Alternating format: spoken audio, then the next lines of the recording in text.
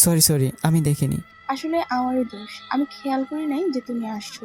কুত্তা কোথাকার, মেয়ে দেখলে মাথা ঠিক থাকে না তাই না? দেখ তোকে কি করি আজ। এই বলে আমার টি শার্টের কলার ধরে মধ্যমাঠে নিয়ে গেল। আর সেখানে স্যার, ম্যাম এবং কলেজের ছাত্রছাত্রীরা আমাকে বৃত্ত আকারে ঘিরে ধরে। আর স্যার বলল, কি হয়েছে ঋতু? স্যার, শাওন আমার ফ্রেন্ডের সাথে বাজি কাজ করতে চাইছিল। বাজে কথা বলা বাদ দাও। ছি ছি, তুমি এতগুলা ছেলে থাকতে অবশেষে শাওনকে মিথ্যা অপবাদ দিচ্ছ? আমি কান্না করতে করতে মাটিতে পড়ে গেলাম। স্যার এসে বলল, শাওন, তোমাকে আমি অবিশ্বাস করব না। যাও, এখন ক্লাস শুরু হবে। জি স্যার। আর ঋতু, তোমার লজ্জা হয় না? শাওন তোমার স্বামী, আর তুমি তাকে নিয়ে মিথ্যা অপবাদ দাও কেন? ঋতু নীরব হয়ে গেল। আমি ক্লাসে চলে গেলাম। আর আমার পাশে বসলো পুষ্প। আমি পুষ্পকে কিছুই বললাম না। ক্লাস করে গাড়ি পার্কিং করে ওইখানে দাঁড়িয়ে রইলাম ঋতুর জন্য। কিছুক্ষণ পর ঋতু এসে বলল, গাড়ি স্টার্ট কর। হ্যাঁ আপনি বসেন, আমি করছি। এই বলে গাড়ি স্টার্ট করে চলে এলাম বাসায়। আসতে আন্টি বলল, আব্বা আব্বা আব্বা কোথায় তুমি? কি হয়েছে? বাসার সামনে দাঁড়িয়ে অমন 3 নম্বর ছাগলের মতো ভ্যা ভ্যা করছিস কেন? আমি ছাগলের 3 নম্বর বাচ্চা হলে ছাগলটা কি শুনি? কথাটা বলে আব্বুর দিকে তাকিয়ে দেখে আব্বু তো রেগে উঠছেন। থাপ্পড় দিয়ে কান চারটা গরম করে ফেলবো। আঙ্কেল কি অন্ধ হয়ে গেলেন নাকি পাগল হয়েছেন? আমি তো দেখছি ওর কান দুইটা, ছাড়টা পেলেন কই? আমি জানতাম যে তুই কথার মাঝে বা হাত ঢুকাবি, তাই তোর কান দুইটা দিয়ে বলেছি। রাফির দিকে তাকিয়ে দেখলাম দুহাত দিয়ে নিজের কান দুটোকে সামলাচ্ছে। বেচারা মনে হয় ভয় পেয়েছে। বল কি হয়েছে? হঠাৎ আব্বু থেকে আব্বা বলা শুরু করলি যে? বারে, আমি এখন বড় হয়েছি না। থাক, আর বলতে হবে না। মূল বিষয় কি? আমাকে 2000 টাকা দাও। এখনো আসছো লাইনে? কি করবি টাকা দিয়ে? আজকে ভার্সিটির প্রথম দিন, টাকা নিয়ে যেতে হবে না? কেন? দেখি যদি তোমার বৌমাকে খুঁজে বের করা যায় তো। সেটা তোর কপালে নেই। এই নে, এখানে 600 টাকা আছে, নিয়ে যা। পকেটের এক কোণা থেকে বের করে দিলেন। চাইলাম 2000, দিল মাত্র 600। যদি না লাগে তো দিয়ে যা। না থাক, লাগবে না। রাফি চল বলেই পেছন ফিরে হাঁটা দিলাম।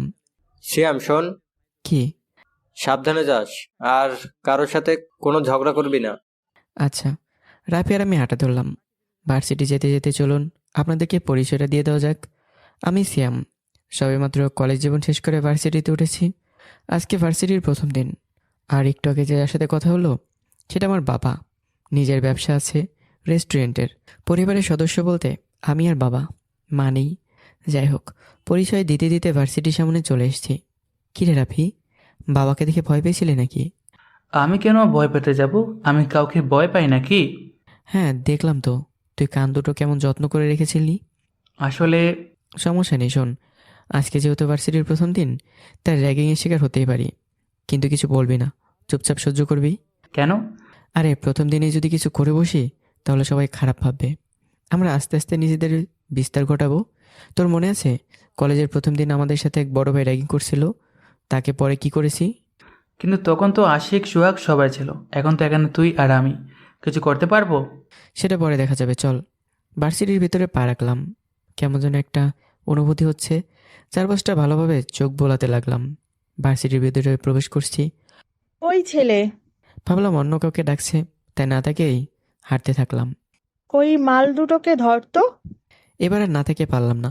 মেয়ে মানুষের মুখে মাল শব্দ, হয়তোবা দেখতে কে সে। পিছনে তাকে দেখি কয়েকটা মেয়ে বাইকের উপর বসে আছে, পরনে প্যান্ট ও টি শার্ট। কেউ এদেরকে দেখলে বলবে না যে এরা মেয়ে। একটা মেয়ে দেখলাম হাত দিয়ে ইশারায় ডাকছে। আমি ইশারায় উত্তর নিলাম, আমি নাকি। হ, এদিকে আয়। আমি তাদের দিকে এগিয়ে গেলাম। ভার্সিটিতে মনে হয় নতুন আজকে। জি। ওই নীলা দেখ, দুইটা নতুন মাল পাইছি। ছি ছি, কি বলেন এসব? ছেলেকে মাল বলছেন? বাপ ভাই নেই বাড়িতে? ওই চুপ, ছেলে দেখি আবার কথাও বলতে পারে। মুখ যখন আছে কথা তো বলতে পারি। কে রে, কথা বলতে পারে দেখি। কথাটা বলেই পিছন থেকে দেখলাম একটা মেয়ে উঠল। শুয়েছিল এতক্ষণ বাইকে। মনে হয় নীলা বলে যাকে এতক্ষণ ডাক দিল, এই সেই মেয়ে। মেয়েটার দিকে তো আমি অপলকভাবে তাকিয়ে আছি। দেখতে অনেকটা সুন্দর, চোখে সানগ্লাস, প্যান্ট টি শার্ট পরা। দেখতে খারাপ লাগছে না। ঠোঁটে দেখলাম একটা কাঠি আছে, পুরো এক গুন্ডি টাইপের। ওই ছেলে, নাম কি তোর? আমি এসব ভাবছিলাম, এবার বাস্তবে ফিরলাম। কি হলো, কথা বলছিস না কেন? কি নাম তোর? জি, সিয়াম। কলেজে আজকে নতুন তাই না? জি। ভালো মুখ যখন আছে তখন সবসময় কথা বলবি না, ঠিক আছে? আচ্ছা। কি আচ্ছা? সরি বল। আমি কিছু না ভেবে সরি বলে দিলাম। আমি যে এখনো এভাবেই তাকিয়ে আছি ওর দিকে। শোন, সবসময় সম্মান দিয়ে কথা বলবি, ঠিক আছে? এখন যা। আমি আর কিছু না বলে রাফিকে নিয়ে হাঁটা দিলাম। কিরে সিয়াম, তুই কিছু বললি না? মেয়েটাকে অনেক ভালো লাগছে রে, তাই আর কিছু বলিনি। আর শোন, আজকে থেকে সবসময় চুপচাপ থাকবো। ভার্সিটিতে আমাদের দুজনকে নতুন করে কোনো পাওয়ার তৈরি করা লাগবে না। আচ্ছা, দেখা যাবে। বেঁচে গেছ, তোমার সাথে কিছু করিনি। মানে বুঝলাম না। মেয়েটা বেশি সুবিধার না, ভার্সিটির প্রফেসরের মেয়ে। আমি যেই প্রথম এসেছিলাম আমাকে তো পুরো ভার্সিটির সামনে 10 বার কান ধরে উঠবোস করিয়েছিল। কেন? তারা র্যাগিং করার সময় আমি একটু বাপ নিতে গিয়েছিলাম, তাই আর কি। যাই হোক, আমি আরিফ। আমি সিয়াম আরও রাফি। ওহ, লেটস ফ্রেন্ড। হুম। চলো ক্লাসে যাওয়া যাক। যথাসম্ভব মেয়েটার কাছ থেকে দূরে থেকো। কি বলো? আমি তো শুধু প্রেম করব? আমার কথাটা শুনে দেখলাম আরিফ আমার দিকে কেমন যেন অবাক দৃষ্টিতে তাকালো। কি হলো? তাকিয়েছো কেন? তোমার জীবনটা বাইতেজপাতা হয়ে যাবে। সেটা পরে দেখবে। চলো ক্লাসে যাই। প্রথম দিন হিসেবে খারাপ কাটলো না। ভার্সিটি শেষে বাসায় চলে এলাম। সকালে ঘুম থেকে করে ফ্রেশ হয়ে ভার্সিটি যাওয়ার জন্য রেডি হচ্ছি। মাথায় চুলে এক গাদা সরিষার তেল নিয়ে একপাশে চুলগুলো ফেলে আয়না নিজের দিকে তাকিয়ে দেখি কেমন যেন ইনোসেন্ট লাগছে। কিরে, আয়নার সামনে অতক্ষণ দাঁড়িয়ে কি দেখছিস? নতুন করে কোনো রূপ গজাবে না এই বয়সে। পেছন থেকে আব্বু বলে উঠল। কথাটা শুনে ঘুরে দাঁড়ালাম। এইটা কে? জোরে চিৎকার দিয়ে উঠলেন। মনে হয় ভূত দেখেছেন। কি হলো? ভূত দেখলে নাকি? আমার ছেলে। কই, আর আপনি কে? আব্বু ফাজলামো করো না তো। ফাজলামি মানে? বাবা, তুই ঠিক আছিস তো? কোনো ভূত ধরেনি তো আবার? কি যে বলো না আব্বু, আর এমনভাবে কথা বলছো কেন? তোমার আবার কিছু হলো না তো? আমার আবার কি হবে? না, চুলে জেলের জায়গায় তেল আর চুলগুলো মোরগের ঝুঁটি থেকে পানিতে তলিয়ে যাওয়ার ধানের মতো করে রেখেছিস কেন? সকাল করে তোমাকে আমার প্রশংসা করা লাগবে না। ভার্সিটি যাব, সেই জন্য রেডি হচ্ছি। বুঝলাম, কিন্তু এত ভদ্রভাবে কোনো মেয়ে মানুষের হাতে থাপ্পড় খাসনি তো? কোনো মেয়ের সাহস আছে যে তোমার ছেলেকে থাপ্পড় মারবে? আচ্ছা, তাই নাকি? হ্যাঁ, 1000 টাকা দাও, ভার্সিটি যাব। একটা মেয়েকে পছন্দ হয়েছে, দেখি তোমার বৌমা বানানো যায় কিনা। কালকে না 600 টাকা দিলাম, আবার 6 দিন যাবে তারপর।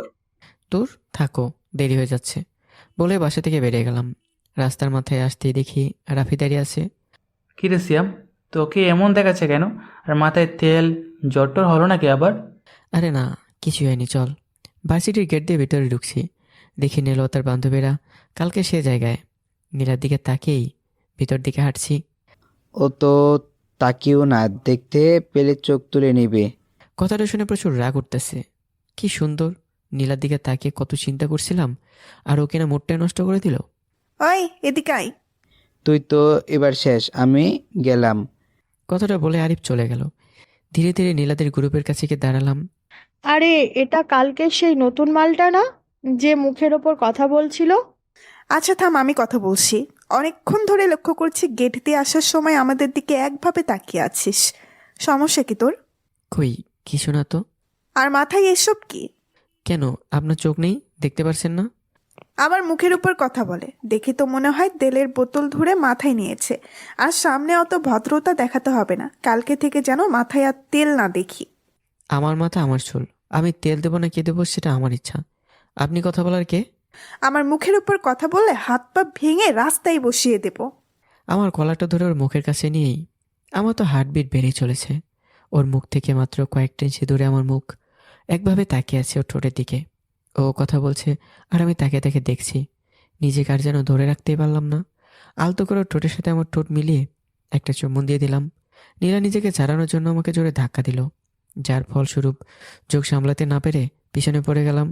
ওর বান্ধবীরা দেখি আমার দিকে চোখ বড় বড় করে তাকিয়ে আছে। নীলার দিকে তাকিয়ে দেখলাম চোখগুলো কেমন যেন আগে লাল হয়ে উঠেছে। রাফি আমার পাশে দাঁড়িয়ে আমার হাতটা ধরে টানছে। রাফির হাত ধরে উঠালাম। দেখি নীলা বাইক থেকে নেমে আমার দিকে এগিয়ে আসছে। রাফি পালা, কথাটা বলে ক্লাসের দিকে দিলাম দৌড়। আমাকে আর খেপায়। ক্লাসের ভিতরে পিছনে সিটে এক কোনায় ঘাপটি মেরে বসে আছি। জানালা দিয়ে দেখি নীলা ও তার বান্ধবীরা ক্লাসের দিকে আসছে। আমার তো ভয়ে হাঁটু কাঁপাকাঁপি শুরু হয়ে গেছে। নীলা ক্লাসের সামনে আসার আগেই স্যার ক্লাসে আসলেন। নীলা দেখি দরজার সামনে দাঁড়িয়ে আছে। নীলা, তুমি এখানে কি চাও? কিচ্ছু না স্যার, দেখতে আসছিলাম নতুন কারা কারা ভর্তি হয়েছে।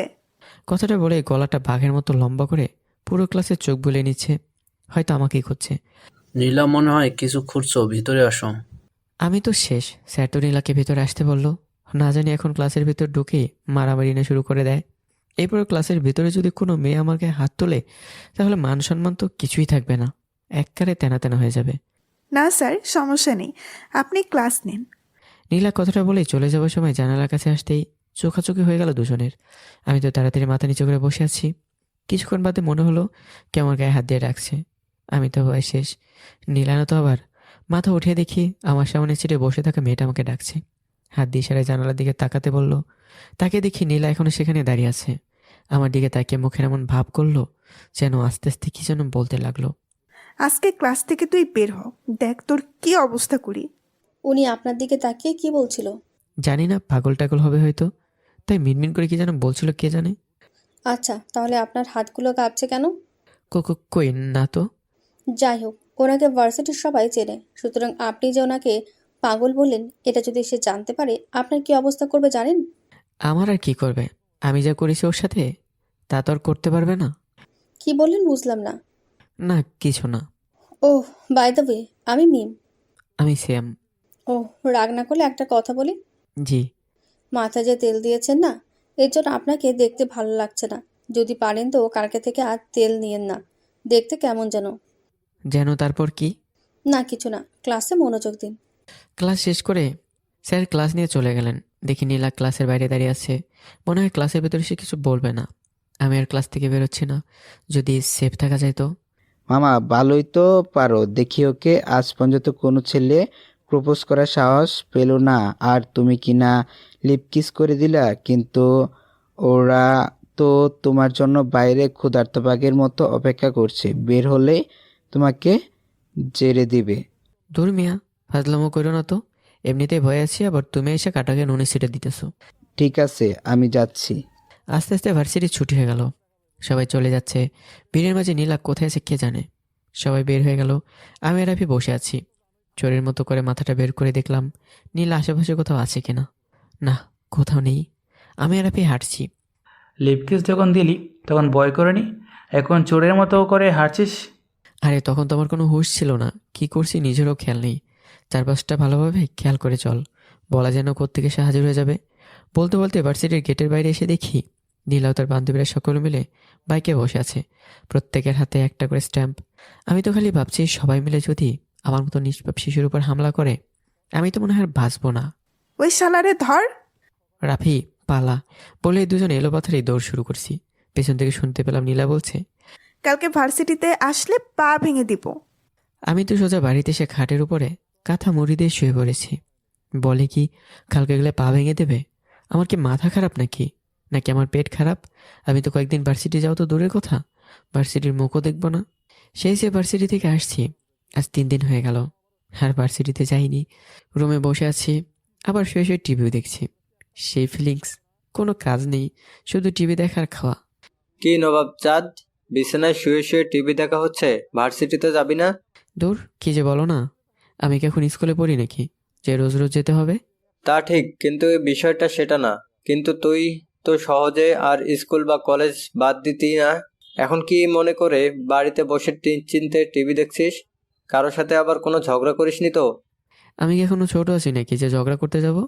ঠিক আছে, তাহলে ভার্সিটিতে যা, এখন অনেক সময় আছে।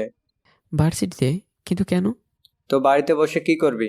যদি না যাস তো আমার সাথে রেস্টুরেন্টে চল। পারবো না। পারবি না মানে?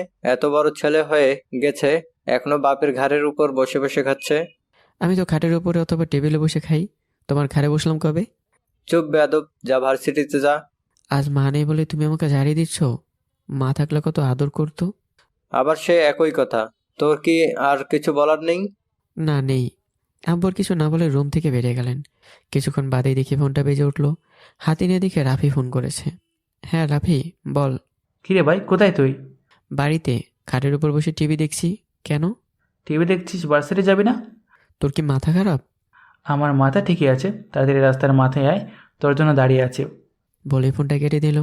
আমাকে কিছু বলতেই দিল না। বোঝা গেল আজকে ভার্সিটিতে যাওয়া লাগবে। তাড়াতাড়ি ফ্রেশ হয়ে চুলে জেল লাগিয়ে ভদ্রভাবে পরিপাটি হয়ে চলে গেলাম। রাস্তার মাথায় আসতে দেখি রাফি, সোহাগ ও আশিক তিনজন দাঁড়িয়ে আছে। তা সেই কিসটা কি স্টাম্প দিয়ে? রাফি বলার সাথে সাথে সবাই হেসে উঠল। চুপ, চল, ভার্সিটিতে দেরি হয়ে যাবে। আশিক আর সোহাগ চলে গেল। আমি রাফি গেট দিয়ে ঢোকার সময় দেখি নীলা বাইকের উপর বসে আছে। আজকে তার আশেপাশে কোনো বান্ধবী নেই। ওই দিকে আর না থেকে মাথা নিচু করে জোরে জোরে হাঁটছি। ওই সিয়াম, এদিকে আয়। কথাটা শুনে কেমন যেন হার্টবিট বাড়তে শুরু করছে। আমি ওর কথায় কোনো কান্না দিয়ে হাঁটতে লাগলাম। ওই আসবি নাকি আমি আসবো? আমি আপনার কাছে আসবো না, পারলে আপনি আসুন বলেই ক্লাসের দিকে হাঁটতে থাকলাম। জানি ক্লাসে গেলে আর কিছু করবে না। নীলাকে দেখলাম বাইকটা নিয়ে আমার সামনে এসে দাঁড়ালো। আমি তো ভয় শেষ, না জানি কি বলে। যাই বলুক, আমি কি ভীতু নাকি? আমিও দেখে নেবো কি করতে পারে। আমার পথ আটকালেন কেন? পথ আটকালাম কেন? এই 3 দিন কই ছিলি? বলে কলারটা ধরতে গেলে আবার কি যেন মনে করে ধরলো না। হয়তো ভাবছে যদি আবারও কিস করে দেই। বাড়িতে ছিলাম। কেন? আবার বলে কেন? তোর জন্য আমার কত বড় ক্ষতি হয়েছে জানিস? আমি আবার আপনার কি ক্ষতি করলাম? কি করিসনি তাই বল। সেদিন তুই আমাকে কিস করেছিস, তা ভার্সিটির সবাই জেনে গেছে আর আমাকে নিয়ে হাসাহাসি করছে। তো আমি কি করব? আপনি আমার কলা ধরেছিলেন কেন? চুপ, বেশি কথা বলবি না। এখন তুই পুরো ভার্সিটির সামনে দাঁড়িয়ে কান ধরে 10 বার উঠবি আর বসবি, তাহলেই আবার সবাই আমাকে নিয়ে হাসাহাসি করা বন্ধ করবে। মামার বাড়ির আবদার নাকি? আপনি বললেন আর আমি কান ধরে উঠবস করবো? চুপ, বেশি কথা বলবি তো তোকে ভার্সিটি থেকে বের করে দিব। হতে পারে আপনার বাবা ভার্সিটির প্রফেসর, তাই বলে যা খুশি তাই করবেন? সেটা তো হতে পারে না। দেখি আপনি কি করতে পারেন। কথাটা বলার পরই দেখলাম নীলা চলে গেল। এই যা, আবার সত্যি সত্যি ওর বাবাকে বলে দেবে না তো? যদি বলে দেয় আর আমাকে সত্যি যদি বের করে দেয় তখন কি করব? একটু বেশি বলে ফেললাম না তো? দূর, দেখা যাক কী করে। যদি বের করে দিতেই চায় তো আন্দোলন করমু, দরকার পড়লে অনশন করমু, গেটের বাইরে বসেই। সুযোগ পাইলে খাওয়া ছাড়বো না। সিয়া, মনে হয় না তুই একটু বেশি বলে ফেলছিস? আমারও তাই মনে হয়। কিন্তু তুই বল, কলেজ জীবনে যেখানে সবাই আমাদের সালাম দিত, ভার্সিটি এসে মাত্র কয়েকটা মেয়েকে দেখে ভয় পাবো? দুদিন তো চুপচাপ ভদ্রভাবেই ছিলাম, তাই বলে একেবারে চুপ হয়ে বসে থাকবো নাকি? ক্লাসে চল। রাফিকে দেখলাম একবার আমার দিকে হাঁ করে তাকিয়ে আছে। ওভাবে তাকিয়েছিস কেন? বলে রাফি হেসে উঠল। পায়ের দিকে তাকিয়ে দেখে পাটা কেমন যেন মাইকেল জ্যাকসনের মতো নাচছে। লে হালুয়া, আমার পা কি ভয়ে কাঁপছে নাকি? সে যাই হোক, হতে পারে খুশিতে নাচানাচি করতেছে। ক্লাসের ভিতরে ঢুকবো এমন সময় মনে হলো কেউ আমার পিছন থেকে শার্ট ধরেছে। মাথা ঘুরে দেখতে যাব, তার আগেই দৌড়ে টানতে টানতে মাঠের মাঝখানে নিয়ে এলো। তাকে দেখে ভার্সিটির প্রায় অর্ধশত ছাত্রছাত্রী আমার চারপাশে গোল হয়ে দাঁড়িয়ে আছে, আর আমার সামনে নীলা। এটা কি ধরনের অসভ্যতামি? আপনি আমাকে এভাবে ধরে আনলেন কেন? দেখ, তোকে শেষবারের মতো আর একটা সুযোগ দিচ্ছি। এখনই সবার সামনে কান ধরে 10 বার উঠবস কর, তাহলে তোকে ভার্সিটি থেকে যেতে হবে না। আর যদি না করি তাহলে কি করবেন? দেখ, আমাকে রাগাবি না। আবারও কলারটা মহির কাছে নিয়ে এলো। সুযোগটা ছাড়েকে, যদি কান ধরে উঠবস করতে হয় তাহলে আরেকবার লিপ কিস কেন নয়? যেই ভাবা সেই কাজ। দিলাম আমার সেদিনের মতো একটা। নীলা আবার আমাকে ধাক্কা দিয়ে সরে গেল। সবাই আমাদের দিকে তাকিয়ে রয়েছে। নীলা সবার দিকে তাকিয়ে দেখলাম দৌড়ে চলে গেল। ভিড়ের ভেতর থেকে কয়েকটা ছেলে আমার দিকে এগিয়ে এলো। আমার তো ভয় লাগছে, আবার মারবে না তো? ভাই, আপনাকে তো খুঁজছে বাংলাদেশ, না মানে আমাদের ভার্সিটি। আপনাকে বললো কান ধরতে আর আপনি কিনা সোজা কিস করে দিলেন। ভয় নেই ভাই, যদি আপনাকে ভার্সিটি থেকে বের করে দিতে যায় তাহলে আমরা সবাই আপনার পক্ষে থেকে আন্দোলন শুরু করব। তাতেও যদি না মানে তো আপনি অনশন শুরু করে দিবেন। আমি একা তার মুখের দিকে তাকিয়ে আছি। না ভাই, আমরা সবাই আপনার পাশে বসে থাকব, শুধু আপনি না খেয়ে থাকবেন। ভাই, আমার একটা কথা বলেন, এত বুদ্ধি নিয়ে ঘুমান কিভাবে বালিশের নিচে না উপরে? ভাই, বালিশই তো থাকে না মাথার তলে। যাই হোক, আজকে আর আপনার ভার্সিটিতে থাকা ঠিক হবে না, আপনি বাড়িতে চলে যান। কি আর করার, দেখলাম মানে মানে চলে যায় ভালো, যদি আবার প্রফেসর চলে আসে। বাসায় আসার পর ফ্রেশ হয়ে নিজের রুমে বসে আছি আর ভাবছি আজকের দিনের কথা। না জানি নীলার কি অবস্থা। এত মানুষের সামান্যকে কিস করেছে, বেচারি আবার বাসায় গিয়ে কেঁদে কেঁদে বালিশ ভিজাচ্ছে না তো? ভিজালে আমার কি? আমাকে কান ধরে উঠবস করাবে? কত বড় সাহস! যাই হোক, কোনোরকম দিনটা পার করলাম। রাতে শুয়ে আছি আর ভাবছি কালকে ভার্সিটি যাবো কি যাব না। সকাল হোক, তারপর ভেবেচিন্তে দেখা যাবে। সকালে ঘুম থেকে উঠে ফ্রেশ হয়ে রেডি হয়ে রাফিকে ফোন দিলাম। কি রে রাফি, কোথায় তুই? বাড়িতে। ভার্সিটি যাবি না? শালা, কালকে কি করেছিস মনে নেই আবার? আজকে ভার্সিটি যাবি? যা হবার হয়েছে, কি করবে সেটা পরের চিন্তা। রাস্তার মাথায় দাঁড়িয়ে আছি, তাড়াতাড়ি আয়। ঠিক আছে, আমি আসছি। বলে রাফি ফোন কেটে দিল। তারপর দুজনে মিলে ভার্সিটি এসে দেখি পরিবেশটা কেমন যেন শান্ত মনে হচ্ছে। নীলাকে আজ সে জায়গায় দেখলাম না যেখানে প্রতিদিন দাঁড়িয়ে থাকে। যাই হোক, দুজনে মিলে ক্লাসে ঢুকতেই কালকের কয়েকটা ছেলে আমাকে ঘিরে ধরলো। বুঝতে পারছি না আমাকে তো সম্মান দেওয়ার কি আছে, নাকি এরা সবাই নীলা র্যাগিংয়ের শিকার ছিল সেই জন্য আমাকে সঙ্গ দিচ্ছে। ভাই কেমন আছেন? ভালো। কালকে রাতে ঘুমাইতে পারছেন তো? কেন? না, ভাবলাম ভয়ে আবার রাতে ঘুমাইতে পারছেন কি না। যাই হোক, আমি নিলয়। নীলাই, তোমার কি মনে হয় আমি সামান্য একটা মেয়েকে দেখে ভয় পাবো? আরে ভার্সিটি থেকে বের করেই দেখুক না, পুরো ভার্সিটিতে আগুন লাগিয়ে দেবো। কিন্তু ভাই, তার জন্য প্রচুর তেল লাগবে, আর তেল কেনার জন্য টাকা লাগবে। শুধু শুধু টাকাগুলো নষ্ট করার কি দরকার? হ্যাঁ, ঠিক বলছো, ভাববার বিষয়। যাই হোক, ক্লাসে চলো। ক্লাসে বসে আছি আর ভাবছি ভার্সিটি থেকে কি বের করে দিবে নাকি আবার। স্যার ক্লাসে আসলেন, ক্লাস নিচ্ছেন আর মাঝে মাঝে আমার দিকে তাকাচ্ছেন। বুঝতে পারছি না, ভয়ও করছে যদি আবার কিছু বলে। স্যার ক্লাস শেষ করে বেরিয়ে গেলেন, তেমন কিছু বললেন না। আস্তে আস্তে সবগুলো ক্লাস শেষ হলো, কিন্তু না, কেউ এসে আমাকে প্রফেসর ডাক দিয়েছে এমন কিছু বলেনি। কি রে রাফি, নীলাকে দেখলাম না আজকে, ভয় কি বাড়িতে বসে আছে নাকি? আমার তো তা মনে হয় না। কেন? হতে পারে এটা কোনো বড় বিপদ আসার আগে শান্ত পরিবেশ, চারপাশটা লক্ষ্য রাখিস, যে কোনো সময় বোমা ফাটতে পারে। দেখ রাফি, ভয় দেখানোর মতো কথা বলবি না।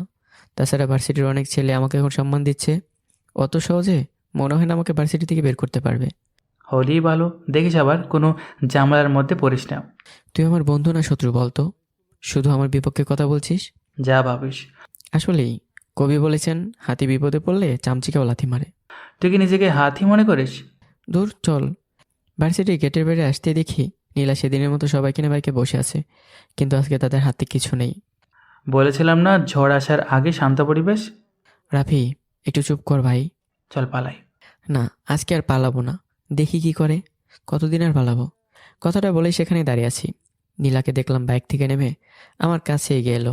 আমি সোজাভাবে দাঁড়িয়ে আছি, পায়ের দিকে তাকিয়ে দেখলাম পা আমার কন্ট্রোলে আছে নাকি নাচানাচি করছে। না, ঠিক আছে, নীলা আমার সামনে দাঁড়িয়ে আছে। কি ভাবছিস? তোকে ভার্সিটি থেকে বের করে দেয়নি কেন? আমি কিছু না বলে দাঁড়িয়ে আছি। আমিও বলিনি আমার আব্বুকে, কারণ এটা তোর আর আমার মধ্যে ঝগড়া। যা করার আমিই করব, ভয় নেই, তোকে মারবো না, কিন্তু এমন কিছু করব যার জন্য তোকে সারা জীবন কষ্ট করতে হবে। আচ্ছা, তাই নাকি? তাই কি করবেন? সেটা সময় হলেই দেখতে পাবি। ঠিক আছে, আমিও দেখে নেব কি করেন আপনি। দেখতে দেখতে কেটে গেল কয়েকটা দিন। নীলার আমাকে বিরক্ত করেনি, আর ওকে আগের মতো তেমন একটা দেখাও যায় না।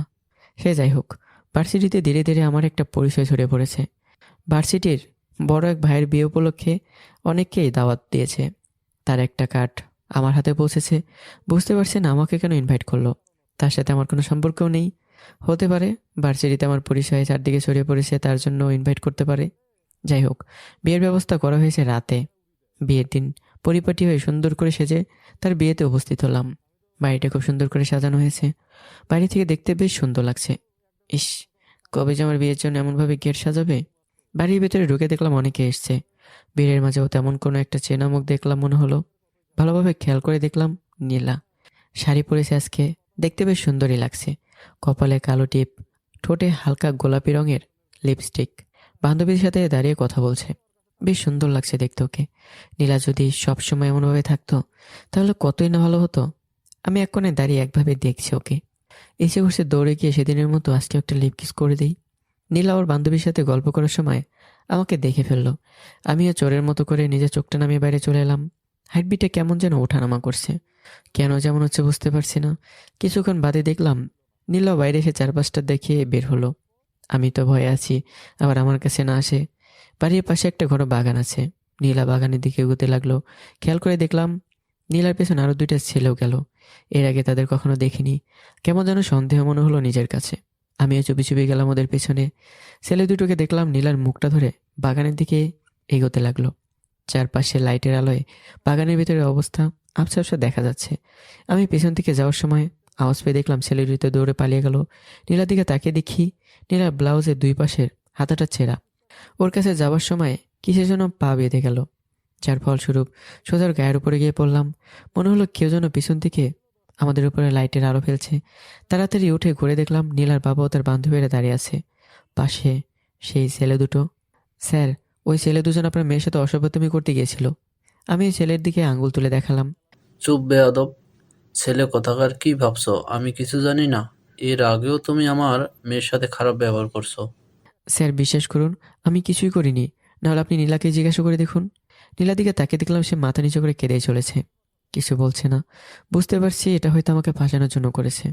নিজেকে খুব অসহায় মনে হচ্ছে। যদি আমার বাবা জানতে পারে, জানি না তার কি অবস্থা হবে। নীলার বাবা আমাকে এক নাগাড়ে কথা শুনেই যাচ্ছে, আর আমি মাথা নিচু করে দাঁড়িয়ে আছি। নীলার বাবা চেঁচামেচিতে আরও অনেককে জড়ো হলো। কিছু বয়স্ক মানুষ আছেন যারা বলছেন, ছি ছি ছি, প্রফেসরের মেয়ের কি সর্বনাশ হলো। এখন যদি সবাই জানতে পারে তাহলে কে বিয়ে করবে এই মেয়েকে। আরও অনেককে দেখলাম যারা নীলাকে নিয়ে কানাঘষা করছে। নীলার বাবার দিকে তাকিয়ে দেখলাম মুখটা কেমন যেন কাল হয়ে গেছে, হয়তো তার মেয়েকে নিয়ে মন্তব্য করছে সেজন্য। কয়েকজন মানুষ এসে একবারে বলে উঠল, সালাম সাহেব, যদি নিজের মান সম্মান ঠিক রাখতে চান তো মেয়েকে ছেলেটার সাথে বিয়ে দিয়ে দেন। কথাটা শুনে তাদের মুখের দিকে তাকালাম। নীলাকেও দেখলাম কেমন যেন আটকে উঠলো। আমি ভাবছি সত্যি যদি আমার নীলার সাথে বিয়ে হয় তাহলে তো আমার জীবন তেজপাতা হয়ে যাবে। আর বাবাকে বা কি বলবো। নীলার বাবাকে দেখলাম কিছু বলছেন না, হয়তো ভাবছেন, কারণ অনেক সম্মান আছে তার সোসাইটিতে। এখন যদি তার মেয়ের নামে কোনো খারাপ ঘটনা ছড়ায় তাহলে তো তার সম্মানই থাকবে না। আমি ভাবছি নীলা সত্যিটা বলে দেয় না কেন, যে আমি ওর সাথে কিছুই করিনি। কিন্তু তা তো বলছে না। আমি যতবারই না করি কেউ আমার কোনো কথাই শুনতে চায় না। শেষমেশ এক প্রকার জোর করেই নীলার সাথে আমার ওই রাতেই বিয়ে দিয়ে দিল। আমি তো এখন শুধু আমার ভবিষ্যৎ নিয়ে ভাবছি। বলা যায় না, হয়তো নীলার মনে এটাই ছিল আমাকে বিয়ে করার। না হলে সেদিন বলেছিল কেন আমাকে সারা জীবন কষ্ট পেতে হবে। সেদিনই সে ভার্সিটির বড় ভাইয়ের বিয়ের সাথে আমাদেরও বিয়ে দেওয়া হলো। নীলার বাবা আমাদের সাথে আসলেন না। কেন আসলেন না তা বলতে পারবো না।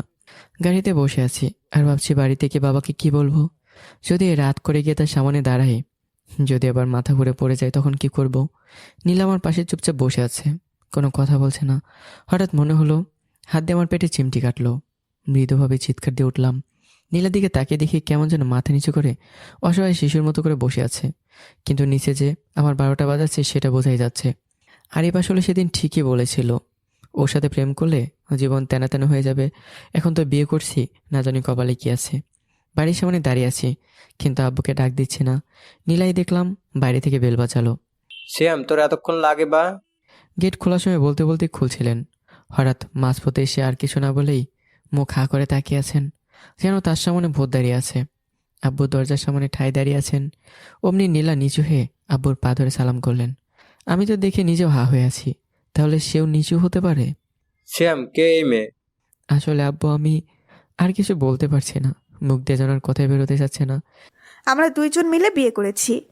নীলা এমনভাবে বলল যেন বিয়েটা ওর কাছে স্বাভাবিক ব্যাপার। বুঝলাম, কিন্তু শ্যাম তো কোনো মেয়ের সাথে প্রেম করতো না, তাহলে তুমি কে? এই সেরেছে। নীলা আবার বলে দেবে না তো যে আমি ওর সাথে খারাপ ব্যবহার করেছি। আসলে আমি ওকে না করেছিলাম কাউকে কিছু না বলতে, কারণ যদি জানাজানি হয়ে যায় তাহলে সমস্যা না। আমি শুধু নীলার মুখের দিকে তাকিয়ে হা হয়ে আছি। মেয়েটা কিভাবে পারে এত সুন্দর করে মিথ্যা কথা বলতে। যাই হোক, বাঁচা গেল, সত্যিটা বলেনি। কিন্তু কেন বললো না বুঝতে পারছি না। শ্যাম তো বিয়ে বাড়িতে গিয়েছিল, কিন্তু তুমি কোথা থেকে এলে? আসলে বিয়েটা আমারই ছিল, আমি সিয়ামকে বলেছিলাম যেতে, আর সুযোগ বুঝে দুইজনে পালিয়ে চলে এসেছি। আমি তো শুধু বোকার মতো নীলার দিকে তাকিয়ে আছি। কি বলে এই মেয়ে, না জানি আরো কি কি দেখতে হবে। শ্যাম, কথাটা কি সত্যি? আব্বু আমার দিকে চোখ বড় বড় করে তাকিয়ে আছে। আমি তো কথা বলার মতো শব্দ হারিয়ে ফেলেছি, কি বলবো ভেবে পাচ্ছি না। কি হলো, কথা বলছিস না কেন? বল, না হলে কিন্তু আমি বাধ্য হব যে তুই আমার ইজ্জত নষ্ট করতে চেয়েছিলি। নীলা আমার কানের কাছে মুখ নিয়ে বলল। আমি নীলার মুখের দিকে তাকালাম। একটা মুচকি হাসি দিয়ে মুখ ঘুরিয়ে নিল নীলা। জানি না হাসির অন্তরালে কি ছিল। শ্যাম, জি ও যা বললো কথাটা কি সত্যি? জি জি জি আব্বু। আব্বু দেখে আমার মুখের দিকে তাকিয়ে আছে। আমি তো ভয় আছি, না জানি আবার বাড়ি থেকে বের করে দেয় নাকি। হঠাৎ দেখে আব্বু হেসে উঠলেন হা হা করে। বুঝতে পারছি না আব্বু আবার পাগল টাগল হয়ে গেল নাকি। সাব্বাস, এতদিনে একটা ভালো কাজ করেছিস। অন্তত তোর জন্য হলেও এখন বাড়ির একজনের হাতের রান্না খেতে পারবো। বলে আমাকে জড়িয়ে ধরলো। আমি তো মনে মনে বলছি, হাতে রান্না না কচু খেতে পারবা। ওর মতো একটা মেয়ে চুলা কিভাবে দৌড়াতে হয় তাই জানে নাকি কে বলবে। বাইরে দাঁড়িয়ে কেন, ভিতরে আয়। তুই যে আজকে বিয়ে করবি, আমাকে আগে থেকে বললে তোদের রুমটা সুন্দর করে গুছিয়ে সাজিয়ে রাখতাম। মনে মনে বলছি, আমি যদি জানতাম যে আজকে আমার বিয়ে হবে তাহলে বাড়ি থেকে বেরোতাম না। শ্যাম, তুই একটু বৌমাকে নিয়ে ছাদে যা, আমি রুমটা গুছিয়ে দিচ্ছি। না বাবা, তার কোনো দরকার পড়বে না। কেন পারবে না? ঠিক আছে, তাহলে সিয়াম একাই সাথে যাক, আমি আপনাকে সাহায্য করছি। আমি তো বারবার অবাক হচ্ছি নীলার আচরণে। একটা মানুষ কিভাবে এত পরিবর্তন হতে পারে। দেখলাম সেখানে না থাকাই ভালো। ছাদে উঠে দাঁড়িয়ে আছি। রাফিকে একটা ফোন দিয়ে দেখি কি করতেছে। হ্যালো। কিরে সিয়াম, এত রাতে ফোন দিলি, কি হয়েছে? দোস্ত আমি তো শেষ। মানে কি হয়েছে তোর? আমি কিছু না বলে চুপচাপ দাঁড়িয়ে আছি। কি হলো, কথা বলছিস না কেন? কি হয়েছে তোর? আমি না বিয়ে খাইতে গিয়ে বিয়ে করে ফেলছি। কি কি বলছিস তুই? মাথা ঠিক আছে তোর? আর বিয়ে করে ফেলছিস মানে কোথায় এখন তুই? বাড়িতে। বাড়িতে? হ্যাঁ। 1 মিনিট, পুরো ঘটনাটা খুলে বলবি কি হয়েছিল? তারপর রাফিকে পুরো ঘটনাটা খুলে বললাম। আমার কথা শুনে দেখে রাফি ওপাশ থেকে হা হা করে হাসছে। দেখ রাফি, হাসবি না, টেনশনে আছি কিন্তু। বলেছিলাম না বড় বিপদ অপেক্ষা করছে। দূর শালা, এখন কি করব? কি আর করবি, আজকে তো তোদের বাসর রাত, যা ঘরে যা। হ, বাসর রাত। কে জানে আজকে আমার জীবনের শেষ রাত নাকি। ছাদে দাঁড়িয়ে কার সাথে কথা বলা হচ্ছে? আমি তাড়াতাড়ি ফোনটা কেটে পিছনে ঘুরে তাকালাম। কেউ না, রাফির সাথে কথা বলছিলাম। ও, যা ঘরে যা, বৌমা তোর জন্য অপেক্ষা করছে। আমি তো দাঁড়িয়ে আছি, ঘরে যাবার কোনো ইচ্ছে আমার নেই। ঘরে গিয়ে কি মরবো নাকি? কি হলো, যা। হ্যাঁ যাচ্ছি। রুমে এসে দেখি নীলা খাটের উপরে টান টান হয়ে শুয়ে আছে। কে বলবে আজকে আমাদের বাসরাত? আমিও খাটের দিকে গিয়ে যেই শুতে যাব, অমনি নীলা বলে উঠলো, খাটের উপর বসবি না বলে দিলাম, নিচে শুয়ে পড়ো যা। নিচে কেন? তাছাড়া এটা আমার বাড়ি, ঠিক আছে? আমি যা বলবো তাই। আচ্ছা তাই নাকি? বলবো নাকি তোর বাবাকে? কি যেন বললেন? সমস্যা নেই, আমি নিচে শুয়ে নেব। নিচে বিছানা করে শুয়ে পড়লাম। আমার মতো মনে হয় আর কেউ নেই যে বাসরাতে বউকে খাটে রেখে নিচেই শুতে হয়। আপনাদের মতো যদি কারোর সাথে এমন হয়ে থাকে অবশ্যই কমেন্ট করে জানাবেন। সকালে মনে হলো আমাকে কেউ পানি দিয়ে ভিজাচ্ছে। তাড়াতাড়ি ঘুম থেকে উঠে দেখি নীলা বালতি হাতে করে দাঁড়িয়ে আছে। নিচের দিকে তাকিয়ে দেখলাম আমার সমস্ত শরীর ভেজা। আপনি আমার গায়ে পানি মারলেন কেন? অমন পড়ে পড়ে ঘুমাচ্ছিলি, দেখলাম উঠলি না তাই। আপনি চাইলে আমাকে ডাক দিতে পারতেন, পানি মারার দরকার কি ছিল? চুপ, বেশি কথা বলবি না, না হলে কিন্তু বলে দিব বিছানা ভিজে গেছে। যা বাথরুমে গিয়ে ধুয়ে দে, আমি ভার্সিটি যাচ্ছি। বলে বালতিটা রেখে হন করে বেরিয়ে গেল। আমি তখন থয়ে বসে আছি। এই সকাল করে জামা কাপড়গুলো ধুতে হবে, এই মেয়ে তো দেখি আমার জীবনটা পুরো তেজপাতা বানিয়ে ছাড়বে। জামা কাপড়গুলো ধুয়ে ছাদে মেলে দিচ্ছি। ভাগ্য ভালো যে আব্বু আজকে সকালে রেস্টুরেন্টে চলে গিয়েছিল, না হলে যে কি জবাব দিতাম যে সকাল করে জামা কাপড় বিছানা ধুচ্ছি কেন। অবশ্য না বললেও হয়তো অন্য কিছু অনুমান করতো। রুমে এসে দেখি ভার্সিটি যাবার মতো সময় এখনো আছে। তাড়াতাড়ি রেডি হয়ে ভার্সিটি চলে গেলাম। গেট দিয়ে ভেতরে ঢুকতে দেখি নীলা আবার আগের মতো র্যাগিং করা শুরু করেছে। বাইকের উপর বান্ধবীদের নিয়ে বসে আছে। আমি ঢুকতেই রাফি কোত্থেকে যেন উড়ে আসলো। কিরে সিয়াম, কোথায় ছিলি? তোদের না কালকে বিয়ে হলো? নীলা দেখি সেই কখন ভার্সিটি চলে আসছে। আর বলিস না, সকালে বিছানা জামা কাপড় ধুতে গিয়ে দেরি হয়ে গেছে। কেন, কালকে কয়বার শর্ট দিয়েছিস যে সকালে বিছানা দিয়ে দিলি? আর শর্ট আমার সাথে যে হয়েছে, না দোয়া করি এমন বউ যেন আর কারো কপালে না জোটে। কেন, কি হয়েছে? কিছু না, সে এক বড় বিশাল ইতিহাস, পরে বলবো। রাফিকে রাতের কথা বলা যাবে না, না হলে পুরো বন্ধু মহলে মাখিয়ে ফেলতে পারে। ভাই ভাই, কই ছিলেন আপনি? নীলায় দৌড়াতে দৌড়াতে সে কথাটা বলল। কেন, কি হয়েছে? কি হয়েছে মানে? দেখছেন না নীলা আবার কি শুরু করেছে? যাকে সামনে পাচ্ছে তার সাথে র্যাগিং করছে। ভাই, আপনাকে কিছু একটা করতে হবে। কি বলো? আমি কি করব? কি যে বলেন না ভাই, আবার ওই সেদিনের মতো কিস কইরা দেন, ঠিক হইয়া যাইব। শালা, 2টা কিস করার জন্য আজকে আমার যে পরিস্থিতি সামলাতে হচ্ছে, তুই আমার জায়গায় থাকলে বুঝতি। মনে মনে বললাম কথাগুলো। কি হলো ভাই, কি ভাবছেন? চলেন। নিলয়, আজকে আমার মন ভালো নেই, তাই কিছু করতে পারবো না। তবে কালকে যদি করে তখন দেখব। না ভাই, এইটা হতে পারে না, চলেন, কিছু একটা কইতেই হবে। কি আর করার, নীলায় জোলাজুলিতে রাজি হয়ে গেলাম। তুই এখানে দাঁড়া, আমি আসছি। নীলা দিকে এগিয়ে গেলাম। নীলার সামনে একটা ছেলে দাঁড়িয়ে আছে। আমি কাছে যেতেই নীলা ছেলেটাকে চলে যেতে বলল। কি হয়েছে? তোমার সাথে আমার কিছু কথা আছে। তাহলে আমাকে তুই করে বলছেন কেন? আমাকে তুমি বলার অধিকার কে দিল তোকে? তুই আমার থেকে জুনিয়র, সেই জন্য তোকে তুই করে বলার অধিকার আমার আছে। আচ্ছা ঠিক আছে, তবে আপনার সাথে আমার কিছু কথা আছে। আপনার বান্ধবীদেরকে চলে যেতে বললে ভালো হয়। যা বলার ওদের সামনেই বল। নীলা, ও না তোর স্বামী? তো কালকে রাতে কি করলি ওর সাথে? চুপ, ভার্সিটির কেউ যেন জানতে না পারে, ঠিক আছে? বল, কি বলবি? দেখুন, হতে পারে আপনি আমার সাথে প্রতিশোধ নেওয়ার জন্য আমাকে ফাঁসিয়ে বিয়ে করেছেন, সেটা বড় কথা নয়। তাহলে কোনটা বড় কথা? বড় কথা হলো ভার্সিটির বাড়ি কখনো এক করবেন না। মানে? ভার্সিটিতে আমার একটা নাম আছে, সুতরাং আপনার সাথে আমার মাঝে মাঝে ঝগড়া লাগতেই পারে, কারণ অন্যরা আমাকে সম্মান দেয়। যদি কখনো কোনো কিছু হয়, সেই রাগ নিয়ে বাড়িতে গিয়ে আব্বুকে বলবেন না, আর বাড়ির বিষয় আলাদা, ঠিক আছে? তোরা শুনেছিস, মাত্র কয়েকদিন হলো ভার্সিটিতে এসেছে আর নিজেকে নেতা মনে করছে। ঠিক আছে, যা, বাড়িতে বলবো না, তবে বাড়িতে যে তোর কি অবস্থা করব ভাবতেও পারবি না। সেটা পরের চিন্তা। এবার যারা নতুন ভর্তি হয়েছে তাদের সাথে র্যাগিং করবেন না, ঠিক আছে? 100 বার করব, তাতে তোর কি? আমার অনেক কিছু, কারণ আমি ওদের লিডার। আমার কথায় নীলারা হেসে ওঠে। ঠিক আছে, দেখা যাবে, এখন সামনে থেকে যা। আমি একটু ভাব নিয়ে আঙ্গুল দেখে চলে এলাম, যাতে কেউ সন্দেহ না করতে পারে যে আমি ভয় পেয়েছি। বাহ ভাই, থ্রেড দিয়ে আসলেন, তা ওই দিনের মতো একটা কিস করে দিতেন তাহলে উচিত শিক্ষা হতো। শোনো নিলয়, অতিরিক্ত খাবার খাওয়া যেমন স্বাস্থ্যের জন্য ক্ষতিকর, তেমনি অতিরিক্ত কিস করাও ক্ষতিকর। কেন ভাই? দেখো, আমরা যখন অতিরিক্ত খাবার খাই তখন আমাদের কেমন যেন লাগে, ঠিক তেমনি দেখছো না কি পরিমাণ লিপস্টিক দিয়েছে ঠোঁটে? একবার ভাবো, ওগুলো যদি পেটে চলে যায় তখন কি হবে? হ ভাই, বুঝছি, চলেন ক্লাসে যাই। ক্লাসের দিকে হাঁটা দিলাম, তখন মনে হলো পিছন থেকে কোনো মেয়ে আমাকে ডাক দিল। ঘুরে দেখি মিমের সাথে একটা ভালো রকমের বন্ধুত্ব হয়েছিল, তবে সেটা ক্লাসের মধ্যেই। আজকে দেখি বাইরে থেকে ডাকছে। আমি দাঁড়িয়ে আছি, মিম আমার কাছে আসলো। কেমন আছো সিয়াম? ভালো, তুমি কেমন আছো? ভালো। তুমি দেখি মাত্র কয়েকদিনে ভার্সিটিতে ফেমাস হয়ে গেছো, চারপাশে তোমার নাম শোনা যায়। কি যে বলো না, আমি আবার কি করলাম? ওই যে নীলার সাথে যে তুমি টক্কর দাও, সেজন্য গেটের বাইরে থেকে দেখলাম নীলার সাথে কথা বলছিলে। কি বললো? ওইসব পাগল ছাগলের কথা বাদ দাও তো। একটু জোরেই বললাম, যাতে নীলা শুনতে পারে। খেয়াল করে দেখলাম নীলা আমার দিকে তাকালো। এখনো বুঝতে পারিনি মনে হয় যে আমি ওকে বলেছি। আসতে বলো, নীলা শুনতে পাবে। পেতনি ডাইনি কটকটি, ও কথা শুনতে পেলে কি আমি ভয় পাই নাকি ওকে? নীলার দিকে তাকিয়ে বললাম। নীলাকে দেখলাম আমার দিকে তাকিয়ে কটর মটর করছে, হয়তো বুঝতে পেরেছে। চুপ, ক্লাসে চলো তো। মিম আমার হাত ধরে টান দিল। নীলার দিকে তাকিয়ে দেখলাম এখন আমার দিকে তাকিয়ে আছে। আবার দেখি আমাদের হাতের দিকে তাকায়, জ্বলছে নাকি ভিতরে ভিতরে কে জানে। ক্লাসে আমি আর মিম পাশাপাশি বসেছি। কিছুক্ষণ বাদে দেখলাম নীলা একবার আমার ক্লাসের সামনে থেকে ঘুরে গেল। জানি না কেন আসছিল। ভার্সিটি শেষ করে ক্লাস থেকে বের হয়ে দেখি নীলা সেই জায়গায় দাঁড়িয়ে আছে এখনো।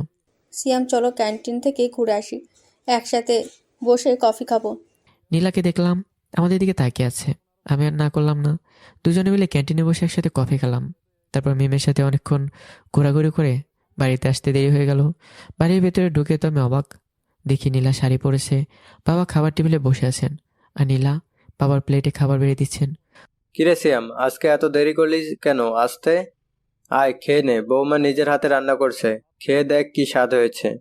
যতটা না অবাক হয়েছে এখন, তার থেকে আর বেশি অবাক হচ্ছি যে নীলা রান্না করতে পারে। আব্বুর কথা মতো খেতে বসলাম। এই নে খা। আব্বু আমার দিকে এগিয়ে দিতে গেল।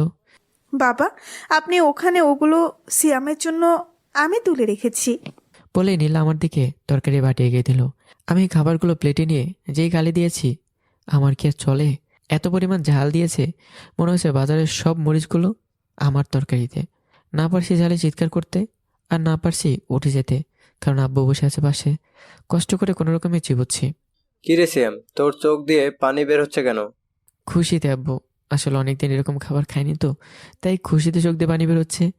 নাক টানতে টানতে ঝালের চোটে চোখের পানি নাকের পানি এক হয়ে গেছে। নাও, আরো বেশি করে খাও। বলে নীলা আমার প্লেটে আরো বেশি করে তুলে দিল। নীলার মুখে থেকে তাকালাম, চোখে পানি ঝাপসা ঝাপসা দেখছি। কোনো রকমে গেলে সোজা বাথরুমে গিয়ে পানি ছেড়ে দিয়ে গাল হা করে নিচে বসে আছি। ঝালে তো আমার শরীর জ্বলছে। এই মেয়ে তো দেখি আমার জীবন একেবারে তেনা তেনা করে ছাড়বে। বিকেলের দিকে নিজের রুমে খালি গায়ে হয়ে চিত হয়ে শুয়ে আছি। এখন আমার মুখ ঝালে লাল হয়ে আছে, আর সারা শরীর তো জ্বলেই যাচ্ছে।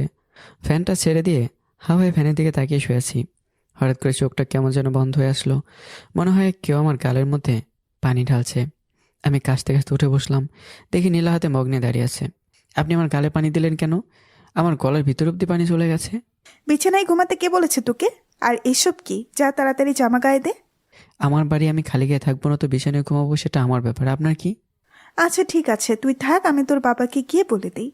না না, যাচ্ছি। আমার বাড়ি, আমারই সব কিছু, আর আমার উপরে দখলদারি না জানি আরো কি আছে কপালে। একটা টি শার্ট পরে দেখি নীলা আয়নার সামনে বসে মুখে ময়দা মাখছে। বুঝি না মুখে এত ময়দা মাখার কি আছে। এই বিকাল করে সে আবার কোথায় যাবে? কি ব্যাপার, আপনি মুখে ময়দা মাখছেন কেন? বলে দাঁতে দাঁত চেপে ধরলাম। না জানি কি বলে ফেলেছি। ওই কি বললি তুই? না মানে আমি বলছিলাম যে বিকাল করে মুখে মেকআপ নিচ্ছেন, কোথাও যাবেন নাকি? বাড়িতে যাব। ও আচ্ছা। একটা স্বস্তির নিঃশ্বাস ছাড়লাম। যাক, অন্তত কয়েকটা দিন শান্তিতে থাকতে পারবো। মনে মনে খুশি হচ্ছি। অত খুশি হবার দরকার নেই, তুইও যাবি আমার সাথে। কথাটা শুনে যেন মুখের হাসিটা উড়ে গেল। আমি যাব মানে? যাবি। আমি ওখানে গিয়ে কী করবো শুধু শুধু? আপনি বিরক্ত বোধ করবেন, আপনি চলে যান। বলছি না বেশি কথা বলবি না, নে তাড়াতাড়ি তৈরি হ। কথাটা বলেই নীলা বাইরে বের হতে লাগলো। আমি বাইরে অপেক্ষা করছি, তাড়াতাড়ি আসো। কথাটায় কেমন যেন শকড হলাম। তুমি করে বললো মনে হলো, নাকি সেটা আমার মনের ভুল, ঠিক বলতে পারবো না। কি হলো সিয়াম, কোথায় যাবি? বৌমা ডাকছে যে। এবার বুঝতে পারছি কেন তুমি করে বললো। দেখো না বাবা, বাড়ি থেকে আপু ফোন করে বলছে তারা নাকি আমাদের বিয়ে মেনে নিয়েছে, আজকে বিকেলেই যেন যাই, কিন্তু সিয়াম যেতে চাইছে না। আমি তো শুধু অবাক হচ্ছি, ওর বাবা নাকি মেনে নিছে। আরে ওর বাবাই তো বিয়ে দিল। কিরে সিয়াম, সত্যি নাকি? জি। তাহলে যা, বৌমার সাথে না করছিস কেন? ওর নাকি ভয় করছে। সিয়াম, তুই ছেলে হয়ে ভয় পাচ্ছিস, বিয়ে করার সময় তো ভয় কোথায় ছিল? তুমি যদি আমার জায়গায় থাকতে তাহলে বুঝতে পারতে। মনে মনে বললাম কথাটা। যা তাড়াতাড়ি তৈরি হয়ে নে। কি আর করার, তৈরি হয়ে চলে আসলাম নীলাদের বাড়ি। আগে কখনো আসেনি। বাড়িটা 2 তলা বিশিষ্ট। বাড়ি থেকে দেখতে বেশ সুন্দর লাগছে। ভেতরে ঢুকতে যাব, দেখি এক মধ্যবয়স্ক মহিলা দাঁড়িয়ে আছে। মনে হয় নীলার মা, কারণ সেদিনের এই ঘটনায় তিনি সেখানে ছিলেন না। নীলা সোজা ভিতরে চলে গেল, আর আমি বাইরে দাঁড়িয়ে আছি। তুই ভিতরে আসলি আর ওকে আসতে বলবেন কে? কি হলো, তুমি বাহিরে দাঁড়িয়ে আছো কেন? ভেতরে আসো। বাহ, তুমি করে বলছে, ভালোই তো। আমি ভিতরে আসলাম। কেমন আছো বাবা? জি মা, ভালো। আপনি কেমন আছেন? ভালো। বাড়ির সবাই কেমন আছে? ভালো আছে। আপনার শরীর ভালো আছে? আছে, কিন্তু মনটা খারাপ। কেন? এই যে তুমি আমার মেয়েকে নিয়ে পালিয়ে গেলে, কোনো মা কি তা সহ্য করতে পারে? কি বলে, আমি নাকি নীলাকে নিয়ে পালিয়েছি? তাহলে কি সত্যি কথাটা কেউ বলেনি তাকে? যাই হোক, নীলার সাথে রুমে আসলাম। দেখি রুমের চারপাশটায় নীলার ছবি লাগানো। রুমটা বেশ গোছানো, হয়তো আমরা আসবো বলে গুছিয়ে রেখেছে। শোনো। জি বলো। অত ন্যাকামি করা লাগবে না, আমার মা এসব কিছুই জানে না, জানলে সমস্যা আছে, সুতরাং সবার সামনে আমাকে আপনি করে বলবি না, ঠিক আছে? একেবারে স্বামী স্ত্রীর মতো আচরণ করবি, তাই বলে লটর পটল চলবে না, ঠিক আছে? মাথা নেড়ে সায় দিলাম। রাতে সবাই মিলে খেতে বসেছি। নীলার মা, দূর, কখন থেকে নীলার মা বলছি, সে তো আমার শাশুড়ি। টেবিলে খেতে বসেছি। আমার সামনে নীলা। খাবারের স্বাদটা এতটাই সুন্দর যে আমার চোখ দিয়ে পানি বের হচ্ছে। কি হলো বাবা, কাঁদছো কেন? আসলেই এমন খাবার আমি অনেকদিন খাই না। আমার মায়ের মতনই হয়েছে। কেন বাবা, তোমার মা রান্না করে না? আর চুপ করে আছে, বুঝতে পারছি সে কিছুই জানে না আমার সম্পর্কে। কি হলো, বললে না? আসলে আমার মা নেই বলেই চুপ করে মাথা নিচু করে বসে আছি। চোখের পানিগুলো প্লেটের এক পাশ দিয়ে টেবিলের উপর পড়ছে। অনুভব করলাম কেউ আমার পিঠে হাত রাখলো। তাকে দিকে শাশুড়ি, তার চোখে পানি দেখা যাচ্ছে। বোকা ছেলে, এত বড় হয়ে গেছো, এখনো কান্না করছে, কেমন মেয়ে মানুষের মতো। আমিও তো তোমার আরেক মা, এখন থেকে খেয়ে নাও। খাওয়া দাওয়া শেষে রুমে এসে যে বিছানায় শুতে যাব। নিচে ঘুমানোর দরকার নেই, উপরে আসো। আমি তো রীতিমতো অবাক। আমি নিলে এক খাটের উপর পাশাপাশি। খাটের উপর শুতে দেওয়ার মানে এই না যে সব কিছুর পারমিশন দিয়েছি। মাঝে কোলবালিশ থাকলো, এটা পার হয়ে আসলে কুচি কুচি করে ফেলবো। হ্যাঁ, বিছানায় শুয়ে পড়লাম। নীলাদের বাড়িতে যেই কয়েকদিন ছিলাম, শাশুড়ির কাছ থেকে জামাই ওদের পেয়েছে সেই রকম। নীলা অনেক ভালোভাবে ছিল। ইস, নীলা যদি সবসময় তেমনই থাকতো। বাড়িতে আসছি আজকে সকালে, রুমের মধ্যে বসে আছি। তোকেও তো ন্যাকামি করতে বলেছিল কে আমার বাড়িতে? মানে বুঝলাম না, আমি আবার কি করেছি? কি করেছিস মানে? খুব ভালো লাগছিল তাই না? আরামের ছিলে, মনে রাখিস, এখন থেকে তা আর হবে না। বুঝলাম না, বাড়িতে আসার পর থেকে নীলার আবার কি হলো? পরদিন রেডি হয়ে ভার্সিটি যাব। ভাবলাম আমি আর নীলা আজকে একসাথেই যাব, কিন্তু তার হলো না। নীলার বান্ধবীদের সাথে বাইকে করে আগে চলে গেছে। ভার্সিটির গেট দিয়ে ঢুকতেই নীলয় দৌড়ে এসে হাজির। কি হয়েছে নীলয়? ভাই আপনি আসছেন, দেখেন নীলা কি করছে। দেখলাম চুলের সাথে চুনগাম লাগিয়ে দিয়েছে। ভাইয়ের একটা কিছু করতে হবে। ঠিক আছে, তবে তার জন্য তোমাকে একটা কাজ করতে হবে। কি কাজ ভাই বলেন? ওদের উস্কে দিতে হবে, যাতে ওরা তোমার দৌড়ানি দেয়। কি বলেন ভাই, আপনি বাঘের সামনে খাবার বানাতে চাচ্ছেন? কিছুই হবে না, যাও। নীলয় জানি না কি বললো নীলাদের। দেখলাম সবাই মিলে ওরা দৌড়ানি দিচ্ছে। আমি সুযোগ বুঝে ওদের বাইকের চারপাশে চুনগাম লাগিয়ে দিলাম। এমনভাবে লাগিয়েছি যাতে কেউ দেখতে না পারে। আমি আর সেখানে দাঁড়াইনি, বাড়িতে চলে আসলাম। কিছুক্ষণ বাদে দেখলাম নীলাও চলে আসছে। জামা কাপড়ে চুনগাম লেগে আছে, চোখে মুখে রাগ ও বিরক্তির ছাপ। আমার দিকে কেমন করে যেন তাকিয়ে দরজাটা বন্ধ করে দিল। আমার দিকে এগিয়ে আসছে। তাহলে কি নীলা জেনে গেছে চুনগাম কে লাগিয়েছে? না জানি কপালে আজকে আর কি আছে। নীলা আমার কাছে এগিয়ে আসছে। আমি তো ভয়ে ভিজা বেড়ালের মতো চুপসে আছি। না জানি কপালে কি আছে আজকে। কি ব্যাপার, আপনি আমার দিকে এভাবে তাকিয়েছেন কেন? আর কাছে আসছেন কেন? আসছি কেন জানিস না? কি করেছিস তুই? আমি আবার কি করলাম? এগুলো কি করেছিস? কি বলছেন? আমি আবার এগুলো কখন করলাম? কখন করলি মানে? ভার্সিটিতে বাইকের সাথে লাগিয়েছিল কে? সেটা আমি কিভাবে বলবো? ভালো সাজা হচ্ছে আমার সাথে? কি আর করার, পুরোনো অভ্যাস তো আর বাদ দেওয়া যায় না। তাছাড়া তো নীলা এখন আমার বউ, তাই আবার লিপকিস করে দিলাম। দেওয়ার সাথে সাথেই নীলা আমাকে জোরে ধাক্কা দিল। পেছনের দেয়াল থাকায় মাথাটা সোজা দেয়ালের সাথে লাগলো মনে হলো। তারপর কি হয়েছে আমার আর মনে নেই। যখন জ্ঞান ফিরল তাকে দেখে আমি হাসপাতালের কেবিনে শুয়ে আছি, মাথায় ব্যান্ডেজ করা। পাশেই নীলা বসে আছে, অন্যদিকে মুখ করে। অনেক বাংলা ছবিতেই দেখেছি কারো মাথায় যদি আঘাত লাগে তার নাকি মেমোরি লস হয়ে যায়। ভাবছি তেমন একটু অভিনয় করলে কেমন হয়, তাহলে নীলারও মন মানসিকতা বুঝতে পারবো। দেখলি আমাকে কিস করার জ্বালা, সোজা হাসপাতালে ভর্তি করা লাগলো। শালির এখনো দেখি দিমাগ কমেনি। কোথায় আমার মাথা ফেটে গেছে তার জন্য মনের মধ্যে একটু ভয় থাকবে, যত্ন নেবে তা না। ঠিক আছে, আমিও কি কম নাকি? মানে কি আপনি? দেখ, আমার সাথে অভিনয় করবি না, ঠিক আছে? কি আপনি আর কি বলছেন এসব? আর আমি কে? কোথায় এটা? আমি এখানে শুয়েছি কেন? নীলার মুখের দিকে তাকিয়ে দেখলাম চোখগুলো কেমন যেন বড় বড় হয়ে আছে। অবাক হয়ে তাকিয়ে আছে। কিছুক্ষণ বাদে আব্বু আসলেন ভিতরে। আব্বুর সাথে একটু অভিনয় করা দরকার। কেমন ছেলে তুই, খাট থেকে পড়ে মাথা ফেটে যায়? এ কি বলে? আমি নাকি খাট থেকে পড়েছি? খাট থেকে পড়লে কি কারো মাথা ফাটে? যাই হোক, বলা যাবে না কি হয়েছিল। এখন কেমন লাগছে তোর? ভালো, কিন্তু কে আপনি? আব্বুকে দেখলাম অবাক হয়ে তাকিয়ে আছে। একবার নীলার দিকে তাকায় তো আরেকবার আমার দিকে তাকায়। মানে ফাজলামি করছিস নাকি আমার সাথে? আমি কিছু বললাম না, যদি আবার সন্দেহ করে। কিছুক্ষণ বাদে ডাক্তার আসলেন। খেয়াল করে দেখলাম এটা সোহাগের বোনের স্বামী। আমার সাথে ভালো পরিচিত আছে তার, বাবাও চিনেন তাকে। শফিক দেখ না, সিয়াম কি বলছে, আমাদের কাউকে নাকি চিনতে পারছে না। কথাটা শুনে তিনি একবার বাবার দিকে তাকান, আরেকবার আমার দিকে। হয়তো সে জানে আমার কিছু হয়নি। সুযোগ বুঝে চোখের ইশারায় বুঝিয়ে দিলাম আমি যা বলছি তা সত্যি। আসলে কাকা মাথায় প্রচণ্ড জোরে আঘাত লাগায় ওর কিছু মনে নেই, ভয় পাবেন না, 1-2 মাসের মধ্যে ঠিক হয়ে যাবেন। যাক, ভালোই হলো, বাড়িতে নিয়ে আসা হলো আমাকে। মাথা ফাটার কারণ হলেও পিছনে ঘুমানোর সৌভাগ্য হয়েছে। নীলাও দেখি আমার সাথে তেমন একটা জোর করে না। কেটে গেল 20 দিন। নীলা তো রোজ ভার্সিটি যায়, কিন্তু আমার সাথে যাওয়া হয় না। জানি না ভার্সিটি গিয়ে নীলা কি করে এখন। রাতে শুয়ে আছি, হালকা শীত পড়তে শুরু করেছে। ইচ্ছে করেই নীলার পায়ের উপর পা তুলে দিলাম। মনে হলো কোনো পিঁপড়া কামড় দিল। তাড়াতাড়ি বাটা সরিয়ে নিলাম। নীলা আমার দিকে ঘুরে মুখটা কাছে নিয়ে এসে বলল, আমার গায়ে পা দিবি না, ঠিক আছে? তুমি নাকি আমার বউ, পা দিলে কি হবে? অনেক কিছু দিতে না বলছি, তো দিবি না? নীলা টোটা আমার মুখের কাছেই। ইচ্ছে করছে আজকে একটা বসিয়ে দেই। বউ, একটা কথা বলি। কি? তোমার ঠোঁটগুলো না খুব সুন্দর, একটা কিস দেই।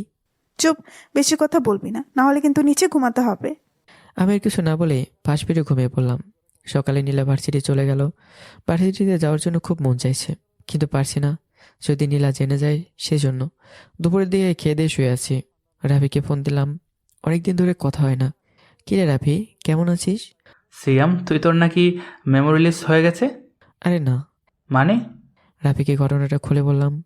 তুইও পারিস বউয়ের নির্যাতন থেকে বাঁচার জন্য শেষে কিনা মেমোরি লিস্টের অভিনয়। কি আর বলবো বল, ভার্সিটিতে তো যেমন তেমন, কিন্তু বাড়িতে তো আমার এক মুহূর্ত শান্তিতে থাকতে দেয় না। ভালোই তো, আর কতদিন? দেখি, সময় হোক। ও আচ্ছা, রাখলাম। কথাটা বলে ফোনটা রাখতেই পিছনে তাকে দেখি নীলা ঘরের ভেতর প্রবেশ করছে। এই যা, ও আবার আমাদের কথা শুনে নেয়নি তো? যদি শুনে থাকে তাহলে তো আজকে আমার কপালে শুনে আছে। তুমি না, মানে আপনি আজকে এত তাড়াতাড়ি চলে আসলেন কেন? এই যা, আপনি বলে ফেললাম আবার। এখন যদি বুঝতে পারে যে আমার কিছু হয়নি তাহলে তো আমি শেষ। সেটা তোকে বলতে হবে? আমি কখন আসবো না যাব সেটা আমার ডিসিশন। ও, মনে হয় নীলা কিছু শোনেনি। যাক, বাঁচা গেল। নীলাকে দেখলাম ফ্রেশ হয়ে রুম থেকে বের হলো। কিছুক্ষণ বাদে আবার হাজির, হাতে 2টা চায়ের কাপ। বুঝলাম না এই দুপুরবেলায় চা কেন, আবার 2টা কাপই বা কেন। এই নাও, এটা তোমার জন্য। বুঝতে পারছি না এমন করছে কেন। কোনো কিছু না বলে চায়ের কাপটা হাতে নিলাম। চাটা কেমন যেন লাল লাল দেখাচ্ছে। কোনো কিছু না ভেবেই দিলাম চুমুক। ওরে মারে, আমার নাক মুখ সব জ্বলে গেল। চা না পুরো মরিচের গুঁড়ো। উহ, মুখ দিয়ে লালা বের হচ্ছে ঝালে। আব্বু বাসায় নেই, তাই দৌড়ে নিচে গেলাম। ফ্রিজে কয়েকটা মিষ্টি রাখা ছিল, গপ গপ করে গালের ভিতরে নিয়ে আস্তে আস্তে খাচ্ছি। ঝালটা এখন একটু কম লাগছে, কিন্তু নাক আর গলা এখনো জ্বলছে। আস্তে আস্তে আবার রুমে চলে আসলাম। নীলা খাটের উপর বসে আছে, মুখ দেখে মনে হচ্ছে প্রচুরভাবে রেগে আছে। আপনি আমাকে মরিচের গুঁড়ো খাওয়ালেন কেন? আমার সাথে অভিনয় করা, তাই না? বলে উঠে আসলো। হাতে দিকে একটা বড়সড় বাটামো আছে। কি বলছেন? আমি আবার কখন অভিনয় করলাম? আমার সাথে এমনই বা করছেন কেন? আবার এইটা দেখছিস, এটা দিয়ে মেরে সত্যি সত্যিই তোর মেমোরিয়ালস কুড়িয়ে দেব। আমার ভুল হয়ে গেছে, আমি জিন্দিগি তো করবো না, মাফ করে দিন। আমি ভয় ভয়ে আছি যে সত্যি সত্যি না মেরে দেয়। ঠিক আছে, মনে থাকে জানো। হ্যাঁ, থাকবে। না, এভাবে আর চলা যায় না। সবসময় যা বলবে তাই মেনে নিতে হবে নাকি? আমি শেষ দেখে ছাড়বো। কালকে ভার্সিটিতে যেয়ে নে আগে।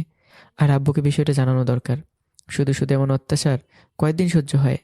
আব্বু আজকে বাসায় আসুক, বলে দেব। জানি সে আমাকে প্রচুর বিশ্বাস করে। আমার কথা তার বিশ্বাস হবেই, যে তার ছেলে আর যাই করুক কোনো মেয়ের ইজ্জত নষ্ট করতে পারে না। নীলা বিছানায় শুয়ে আছে, মনে হয় ঘুমিয়ে পড়েছে। আমি দরজা রুকিয়ে দিয়ে আবার নিচে এসে বসে আছি। কিছুক্ষণ বাদে আব্বু আসলেন।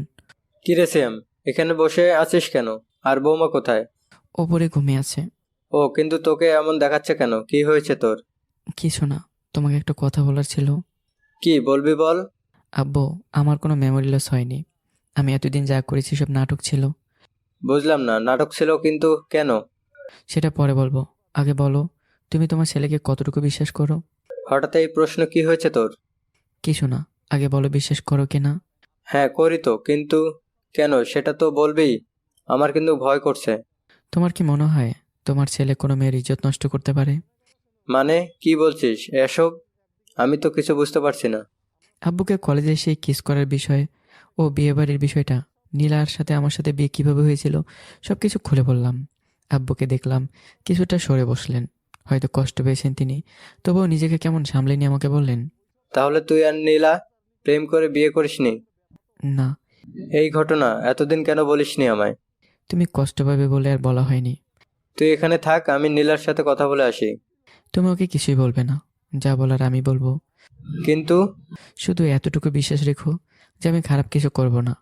দুজনের কথা শেষ হতেই নীলা এসে হাজির হলো। বাবা, আপনি কখন আসলেন? এই তো কিছুক্ষণ হলো। ও সিয়াম, তুমি আমাকে ডাক দিবা না? আসুন, আপনার খাবার বেড়ে দিচ্ছি। সিয়াম, তুমিও বসো। তিনজনে খাবার খেয়ে নিলাম। রুমে এসে খাটের উপর বসে আছি। নীল আসলো কিছুক্ষণ বাদে। ওই, আবার খাটের উপর কেন? নাম বলছি। আমার খাট, আমি নামবো না কি করবো সেটা আমার ব্যাপার। আচ্ছা, আমি এক্ষুনি তোর বাবাকে বলছি। তার দরকার পড়বে না, আমি বলে দিয়েছি। মানে কি বলছিস? আপনি এখন যা বলতে যাচ্ছিলেন আব্বুকে। কি? এমনভাবে বললো যেন অবাক হয়েছে। ওই, তোকে কে বলতে বলছে? কলারটা ধরে, তবে এবার মুখটা যথেষ্ট পরিমাণ দূরে আছে। তো কি বা করবো? রোজ রোজ আপনি আমাকে ভয় দেখাবেন, আর যা করতে বলবেন তাই করবো ভেবেছেন? হ্যাঁ করবি, আমি যা বলবো তোকে তাই করতে হবে। মামা বাড়ির আবদার নাকি? আগে বল, তুই বাবাকে বলবি কেন? আপনি তো একদিন নাতে একদিন বলেই দিতেন, তাই আমি বলে দিয়েছি।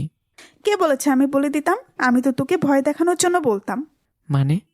তুই আমাকে ভার্সিটির সকলের সামনে কিস করেছিলি, যার জন্য তোকে শাস্তি দেওয়ার জন্য বিয়ে করেছিলাম, আর তোকে ফাঁসানোর জন্য উপায় খুঁজছিলাম। আর তুই কি বলে দিলি বাবাকে? উনি কষ্ট পাবে না এখন? কষ্ট পেলে আমার বাবা পাবে, আপনার কি? আমার কি মানে? উনি আমার শ্বশুর হন। তাছাড়া তোর সাথে আমার শত্রুতা রয়েছে, ওনাকে বললি কেন? না বলে কি করব? আজকে আপনি আমার সাথে কি করেছেন, আমার মুখটা এখনো জ্বলছে। করব, 100 বার করব, পারলে তুইও করিস। শুধু এতটুকু মনে রাখবি, যা দিবি তার থেকে বেশি পাবি। আবারও কলারটা ধরলো। ঠিক আছে, সেটা দেখা যাবে। এখন নিচে চল। কেন? যাবি নাকি মারবো? এই না না, যাচ্ছি। বাবা, আপনাকে একটা কথা বলার ছিল। কি? সিয়াম আপনাকে যা বলছে সবই সত্যি, কিন্তু একটা কথা বলা হয়নি। কি? আসলে আমি সিয়ামকে ভালোবেসে ফেলেছিলাম, শ্যামকে বিয়ের কথাও বলেছিলাম, কিন্তু ও না করে দেয়, সেজন্যই আমি তেমনটা করেছিলাম। আব্বু আমার দিকে তাকালো। আমি মাথা ঝাঁকিয়ে না করছি। আর অবাক হচ্ছি, মায়া বলে কি ও নাকি আমারে ভালোবাসে? ভালোবাসার তো কোনো বহিঃপ্রকাশ দেখলাম না। নাকি ওর মরিচের গুঁড়ো, বাটাম এগুলোকেও ভালোবাসা বলছে? বাবা দেখছেন, ও এখনো না বলছে। আপনি যদি বিশ্বাস না হয় তো আমার বান্ধবীদের সাথে কথা বলে দেখুন। আরে ওর বান্ধবীগুলোই তো আমাকে ফাঁসাইছে, ওদের কাছে আর কি শুনবে? মনে মনে বললাম। শ্যাম, এটা কি সত্যি?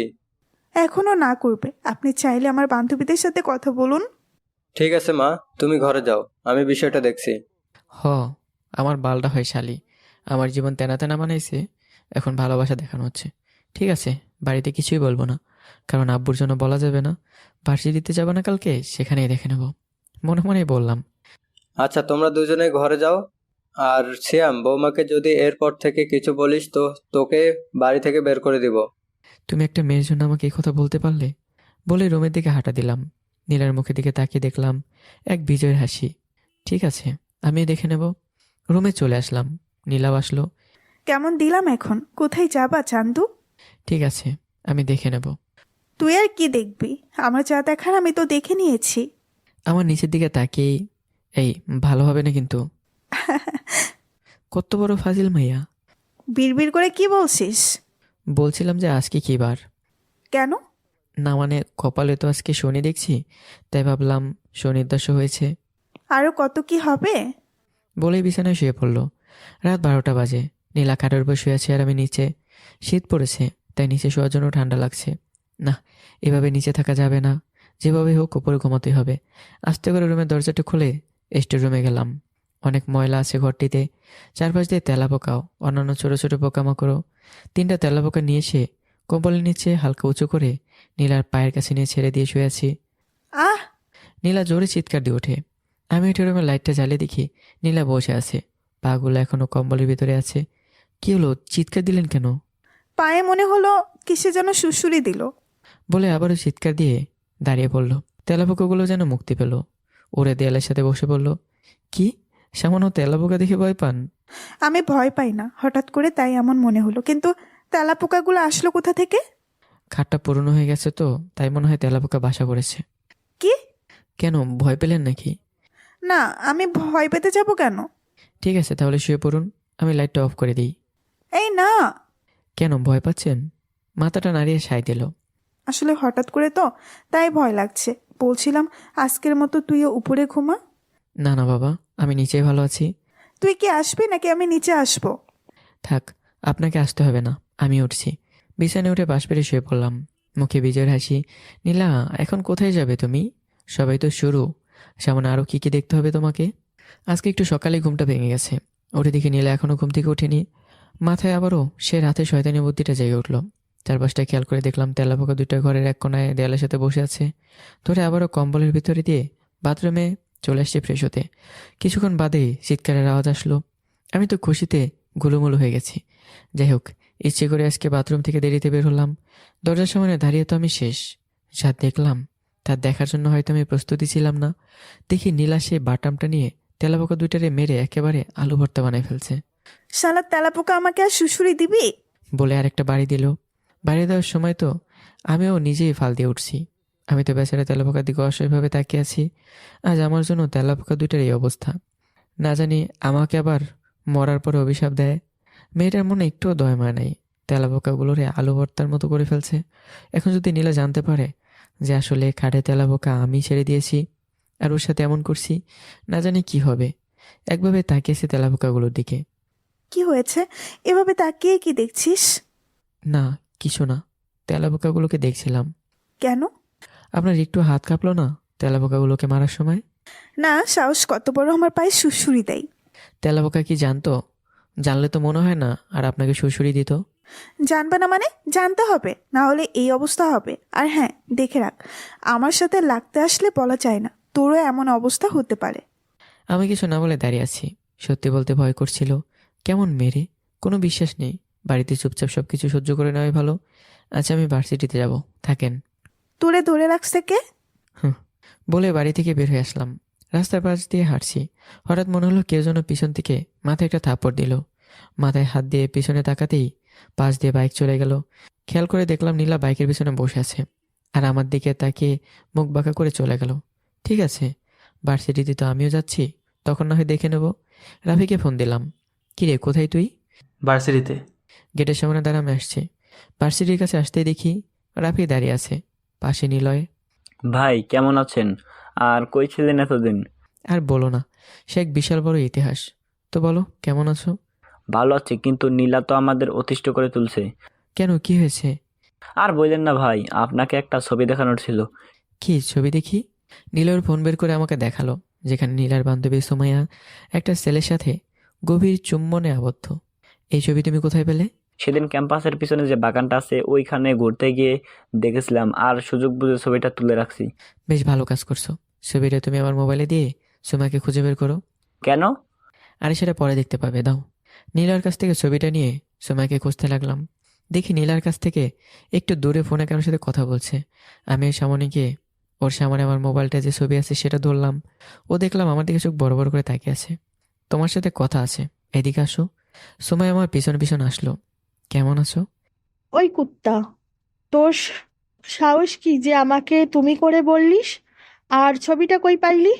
আরে আস্তে কথা বলো, মানুষ শুনতে পাবে। নিলয়, তুমি একটু ওইদিকে যাও তো, আমি ওর সাথে একটু কথা বলবো। আচ্ছা ভাই। তুমি তোমার বইয়ের বান্ধবী, তাহলে আমার কি শালি, তাই তো? ওই মুখ সামলিয়ে কথা বলবি। আরে মাথা ঠান্ডা করো, রাগো কেন শালিকা? ছবিটা কত সুন্দর হয়েছে দেখো। আবারও ছবিটা দেখালাম। ছবিটা কই পাইলি? বলছিলাম ছবিটা যদি পুরো ভার্সিটিতে ছড়িয়ে দিই তাহলে কেমন হয়? খুন করে ফেলবো তোকে। ছবিটা ভার্সিটির যে অফিসিয়াল ফেসবুক পেজ আছে ওখানে ছেড়ে দেই। এই না না, এমনটা করবে না প্লিজ। এই তো লাইনে আসছো। আপনি ছবিটা কোথায় পেলেন? সেটা বড় কথা না, বড় কথা হলো তোমাকে আমার জন্য একটা কাজ করতে হবে, না হলে ছবিটা ছেড়ে দেবো। কি? এই কাগজটা নিয়ে গিয়ে নীলার পিছনে লাগিয়ে দিতে হবে। কি আছে কাগজে? তেমন কিছু না, শুধু লেখা আছে আমি একটা চুন্নি, সবাই সাবধান। কি? নিজের বইয়ের গায়ে এসব লিখতে লজ্জা করে না? কিসের লজ্জা? বউ তো নামে, তাছাড়া ভার্সিটিতে কেউ তো আর জানে না। যা বলছি করো। যদি না করি তাহলে? ঠিক আছে, আমি ছেড়ে দিচ্ছি। এই না না, আমি যাচ্ছি।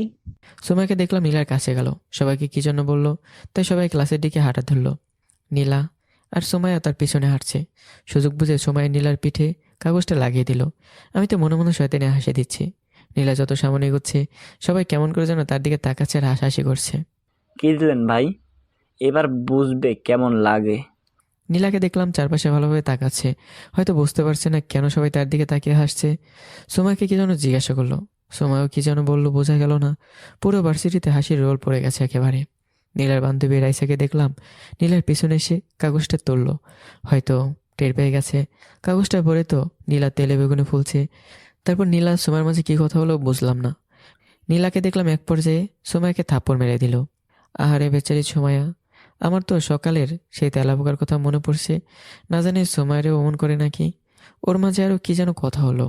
হঠাৎ করে নীলা আমার দিকে তাকালো, চোখে মুখে রাগি ভাব। তেজ মাইল্যরে মনে হয় সুমাইয়াকে সত্যি কথা বলে দিছে। আমার তো এখন বনবাসে যাওয়া লাগবে, না হলে হতে পারে তেলাপোকার মতো আমারও আলো ভর্ত করে ফেলতে পারে। নীলাকে দেখলাম আমার দিকে এগিয়ে আসছে, আমার আর পাইকে। আমি তো জোরে করে একটা নিঃশ্বাস ছেড়ে দিছি দৌড়। আজ 3 দিন হয়ে গেল সোহাগের বাসায় নিজেকে আত্মগোপন করে রেখেছি। সোহাগদের বাসায় সোহাগের সাথে থাকা হয়, বাইরে তো ভুলেও পা দেই না। ফোনটা অফ করে রাখছি যাতে কেউ যোগাযোগ করতে না পারে। বাইরে না জানি কি ঝড়টাই বয়ে যাচ্ছে। শুধু ভাবছি বাড়িতে কখন যাব। আব্বু একবার আসছিল সোহাগের বাসায় খোঁজ নেওয়ার জন্য, কিন্তু আমি সোহাগকে না করে দিছিলাম, তাই বলিনি। সোহাগের ঘরে বসে টিভি দেখছি। আর কতক্ষণ থাকবি বাড়িতে, যাবি না নাকি? তোর কি মাথা খারাপ? বাড়িতে গেলে কি হবে ভাবতে পারছিস? আমাকে কুচু কুচু করে পানিতে ভাসিয়ে দেবে। কি সমস্যা? একটা মেয়ে মানুষকে দেখে ভয় পাস? ওকে সামান্য বলিস না, খুবই ডেঞ্জারাস মেয়ে। ওই যে রাস্তায় দেখিস না পাগলা কুকুর, কি ভয়ঙ্কর, তার থেকেও বেশি। এতই যদি ভয় পাস তো লাগতে চাস কেন? অতটাও ভয় পাই না যে কিছুই বলতে পারবো না ওকে। আচ্ছা, তাহলে আজকে ভার্সিটিতে যা, এখনো অনেক সময় আছে। আজকে যেতে ইচ্ছে করছে না রে। যেতে ইচ্ছা করছে না নাকি ভয় পাচ্ছিস? কেন, তোর এখানে আছে বলে কি তোর ভাতে কম পড়ছে নাকি? তা আর বলতে। শালা তুই বন্ধু নামে কলঙ্ক। তোর বন্ধু আছে আর তাকে তুই বের করে দিতে চাইছিস? যে সামান্য মেয়ে মানুষ দেখে ভয় পাস সে নাকি আবার বন্ধু।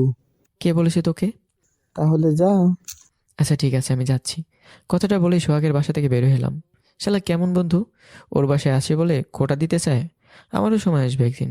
কিন্তু সোহাগকে তো বলেই আসলাম আমি ভার্সিটি যাব। এখন যদি না যাই তাহলে কোথায় যাব? সাহস করে ভার্সিটির দিকে পা বাড়ালাম। গেটের বাইরে দাঁড়িয়ে আছি, চারপাশটা ভালোভাবে লক্ষ্য করে দেখছি নীলা কোথাও আছে নাকি।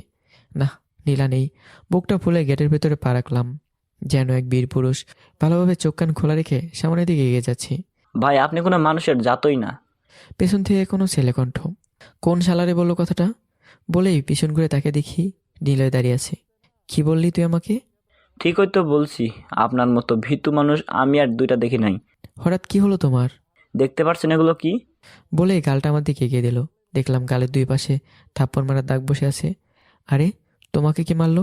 কে আর নীলা? কি বলো, কিন্তু কেন? সব আপনার দোষ। আমার দোষ মানে? সেদিন আপনি নীলার সাথে যা করেছেন, সুমাইয়া নাকি নীলাকে বলেছে আমি করতে বলেছি, আর উনি তো আমাকে ইচ্ছা মতো ধুয়েছে। ইস, তা কোন পাউডার দিয়ে ধুয়েছে তোমাকে? ফাইজলামি করেন না তো ভাই, গালটা এখনো ব্যথা করছে, আর সব আপনার জন্য হয়েছে। তার মানে সুমাইয়া নীলার কাছে আমার নাম বলেনি? না। Oh Sumaiya, you are the best. কি ভাবেন? কিছু না। আচ্ছা তুমি যাও, আমি এর প্রতিশোধ নেব। না ভাই, তার আর দরকার নাই। উনি যা ধুয়েছেন আমাকে, আমি তো আর জীবনে কোনো মেয়ের সাথে লাগবো না। কথাটা বলেই নীলয় চলে গেল। যাক বাবা, সুমাইয়া তাহলে নীলাকে সত্যিটা বলেনি, শুধু শুধু ভয় পাচ্ছিলাম।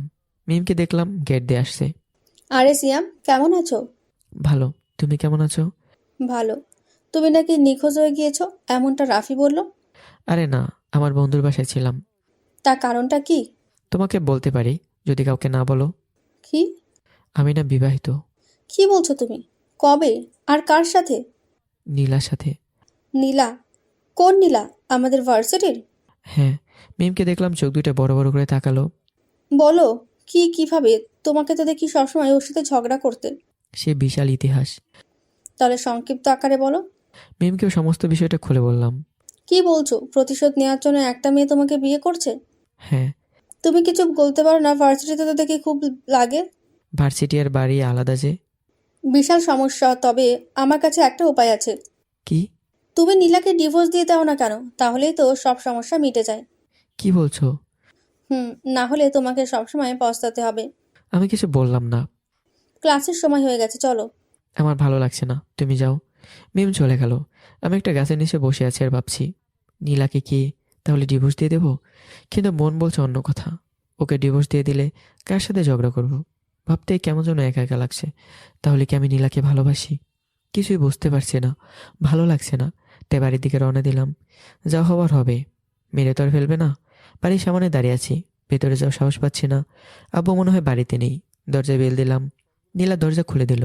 ভালোভাবে খেয়াল করে দেখলাম নীলা নীল শাড়ি পরেছে। মুখটা কেমন যেন শুকনো, চোখে কিছু একটা হারানোর ছাপ। চোখগুলো বড় বড় করে আমার দিকে তাকিয়ে আছে। ওই কুত্তা, কই ছিলি? হ্যাঁ, কথাটা রেগে বললেও গলার স্বরটা আলাদা, যেখানে মনে হয় অনেক মায়া জমে আছে। নীলা আমার কলারটা ধরে আছে। কি হলো বল, কোথায় ছিলি 3 দিন? আমি কিছু না বলে হাতটা ছাড়িয়ে চুপচাপ রুমে চলে আসলাম। কি হলো, কথা বলছিস না কেন? কি বলবো? কোথায় ছিলি 3 দিন? তা জেনে আপনি কি করবেন? আমি কি করব মানে? আমার কত চিন্তা হচ্ছিল, তুই জানিস? আমার জন্য আপনার কেন চিন্তা হবে? তাছাড়া আপনি তো মনে হয় এটাই চান যে আমি বাড়িতে না থাকি। চুপ, বেশি কথা বলবি না। ওই দিন ভার্সিটি থেকে দৌড় দিলি কেন? এমনি, হঠাৎ করে কি যেন মনে পড়ে গিয়েছিল তাই। মিথ্যা বলার কি দরকার? বল, আমাকে দেখে ভয় পালিয়েছিস? যা ভাবেন তাই। নীল আর কিছু বলল না। বিকেলের দিকে আব্বু বাড়িতে আসলো। কই ছিলি এতদিন? আমার এক বন্ধুর বাসায় ছিলাম। তোর কোন এমন বন্ধুর বাসায় ছিলি যে আমি তাকে চিনি না? নতুন বন্ধু, ওকে তুমি চেনো না। ভালো কথা, একবার তো ফোন দিয়ে বলতে পারতি। মোবাইলে চার্জ ছিল না। কেন, চার্জ দেওয়া যায় না মনে হয়? আব্বু আর অনেক কিছু বলল, আমি আর কিছু বলিনি। রাতে খাবার খেয়ে রুমে এসে নিচে বিছানা করছি। এই ঠান্ডার ভেতরে নিচে থাকার দরকার নেই, চাইলে উপরে আসতে পারিস। না, নিচে ভালো আছি। অনেকক্ষণ ধরে দেখছি তুই আমার সাথে তেড়াভাবে কথা বলছিস। কখন বললাম? তুই কি উপরে আসবি না? তোর মাথা ফাটাবো। ফাটিয়ে দিন, কে না করেছে আপনাকে? আমি তো খেলার পুতুল, আপনি যখন যা বলবেন তাই করতে হবে। তার চেয়ে ভালো মাথাটা ফাটিয়ে দিন, যদি এর থেকে একটু রেহাই পাই। নীলা কিছু বলল না, বাটামটা হাত থেকে রেখে দিল। আমার দিকে চোখগুলো বড় বড় করে তাকিয়ে আছে, কিন্তু আর চোখের মাঝে কোনো রাগের চিহ্ন দেখা যাচ্ছে না। কি হয়েছে রে তোর, বলবি আমাকে? যা হয়েছে না হয়েছে আপনি জানি কি করবেন। বলবি তো, যদি কিছু করতে পারি। আমাকে ডিভোর্স দিতে পারবেন? নীলা কিছু বলল না, চোখগুলো বড় বড় করে তাকিয়ে আছে আমার দিকে। আমি আর কিছু না বলে পাশ ফিরে নিচে ফ্লোরে শুয়ে পড়লাম। আমি ডিভোর্স দিই আর তুই শান্তিতে থাকবি, তাই না? তা তো আর হতে পারে না। জানতাম পারবেন না, শুধু শুধু জিজ্ঞাসা করলেন কেন? নীলাকে আর কিছু বলতে শুনলাম না। যাক, ভালোই হলো, ডিভোর্স দিলে অন্তত শান্তিতে তো থাকতে পারবো। কিন্তু একটা বিষয় এখনো বুঝতে পারছি না, নীলা কেন উপরে শোয়ার জন্য বলল? আর চোখ মুখেও আগের মতো তেমন রাগ নেই, কেমন যেন মায়া কাজ করছে। কিছুই বুঝতে পারছি না, মাথাটা কাজ করছে না। ধুর, ওখানে তো ভাবছি কেন, তার থেকে ঘুমিয়ে পড়াই ভালো। সকালে ঘুম থেকে উঠে দেখি নীলা বিছানায় নেই। না থাকলে কি বলা যায় না, নতুন কোনো ফোন দিয়ে আসছে হয়তো আমার জন্য। রাতে নীলাকে কি বলেছি ভাবতে কেমন যেন লাগছে, যদি আবার আব্বুর কাছে বলে দেয় তখন। যাই হোক, ঘুম থেকে উঠে বাথরুমে চলে গেলাম ফ্রেশ হওয়ার জন্য। ফ্রেশ হয়ে বাইরে বেরিয়ে দেখি নীলা ঘরের ভেতর আসছে, হাতে 2টা চায়ের কাপ। না জানি আবার সে মরিচের গুঁড়ো মিশিয়ে আনছে নাকি। না বাবা, আজকে তো আমি মরে গেলেও চা খাবো না। কি হলো, এমন ভাবে তাকিয়ে আছো কেন? বাহ, সেদিনের মতো তুমি করে বলছে, নিশ্চয়ই কোনো ঘাবলা আছে। কি হলো, এমন ভাবে তাকিয়ে আছো কেন? কিছু না বলে মাথাটা নিচু করে খাটের কাছে গিয়ে দাঁড়ালাম। এই নাও, তোমার জন্য চা বানিয়ে আনছি। আমি চা খাই না। কে বলছে নাও খাও বলছি? না, খাবো না। খাবে নাকি জোর করে খাওয়াবো? কেন খাবো, মরার জন্য নাকি? মানে? আমার এখনো মনে আছে সেদিনের কথা, নাক মুখ জ্বলে একেবারে মরে যাওয়ার উপক্রম ছিল। আজকে সত্যি চা বানিয়ে আনছি। তবুও আমি খাবো না। আচ্ছা, আমাকে একটু খুলে বলবে কি হয়েছে তোমার? কিছুই হয়নি, কি হবে? যা হবার তা তো আগে থেকে হয়ে আছে। মানে কি বলছো তুমি? আমি কি তোমাকে বেশি জ্বালাতন করি? না, আদর করেন। কি হয়েছে তোমার? কালকে থেকে দেখছি আমার সাথে কেমন হেয়ালিপনা করে কথা বলছো। তো কি করব? আপনি আমার জীবনে সব শান্তি কেড়ে নিয়েছেন। আপনার জন্য না বাড়িতে না ভার্সিটিতে শান্তিতে থাকতে পারি, সব আমারই দোষ। কেন যে সেদিন লাগতে গেলাম? রাফি ঠিকই বলেছিল, লাগিস না, না হলে তোর জীবন তেজপাতা হয়ে যাবে। খাটের উপর বসে থেকে হাত 2টা 2 পাশে ভর দিয়ে কথাটা বলে ফেললাম। তো কেন এসেছিলে লাগতে? না আসলেই তো আমার জীবনটা এমন হতো না।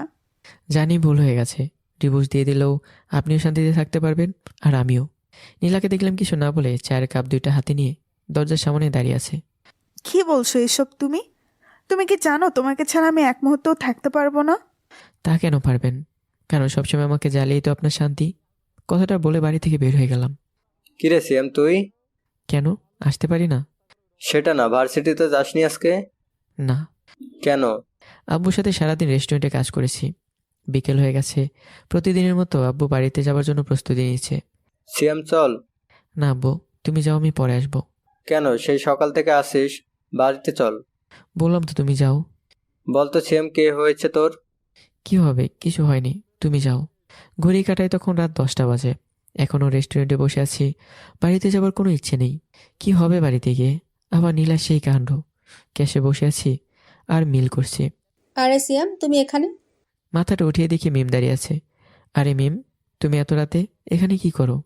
রাতের জন্য কিছু খাবার নিতে আসছিলাম। আব্বু আম্মু বাড়িতে নেই তো। কিন্তু তুমি এখানে? আমাদের রেস্টুরেন্ট। ওয়াও, আগে কখনো বলনি তো। আমি মাঝে মাঝেই আসি, তোমাকে তো দেখি না। আমি তেমন একটা আসি না। আচ্ছা, রাগ না করলে দুজনে একসাথে ডিনার করি। রাগ করবো কেন? আমরা তো বন্ধু, তাই না? মিম আর আমি টেবিলে বসে খাবার খাচ্ছি। তারপর বলো, তোমার আর নীলার কি খবর?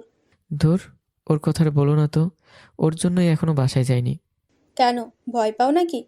তুমি আর আমি যে একসাথে ডিনার করছি সেটা নীলা যদি জানতে পারে কি হবে? কি হবে? কিছুই না।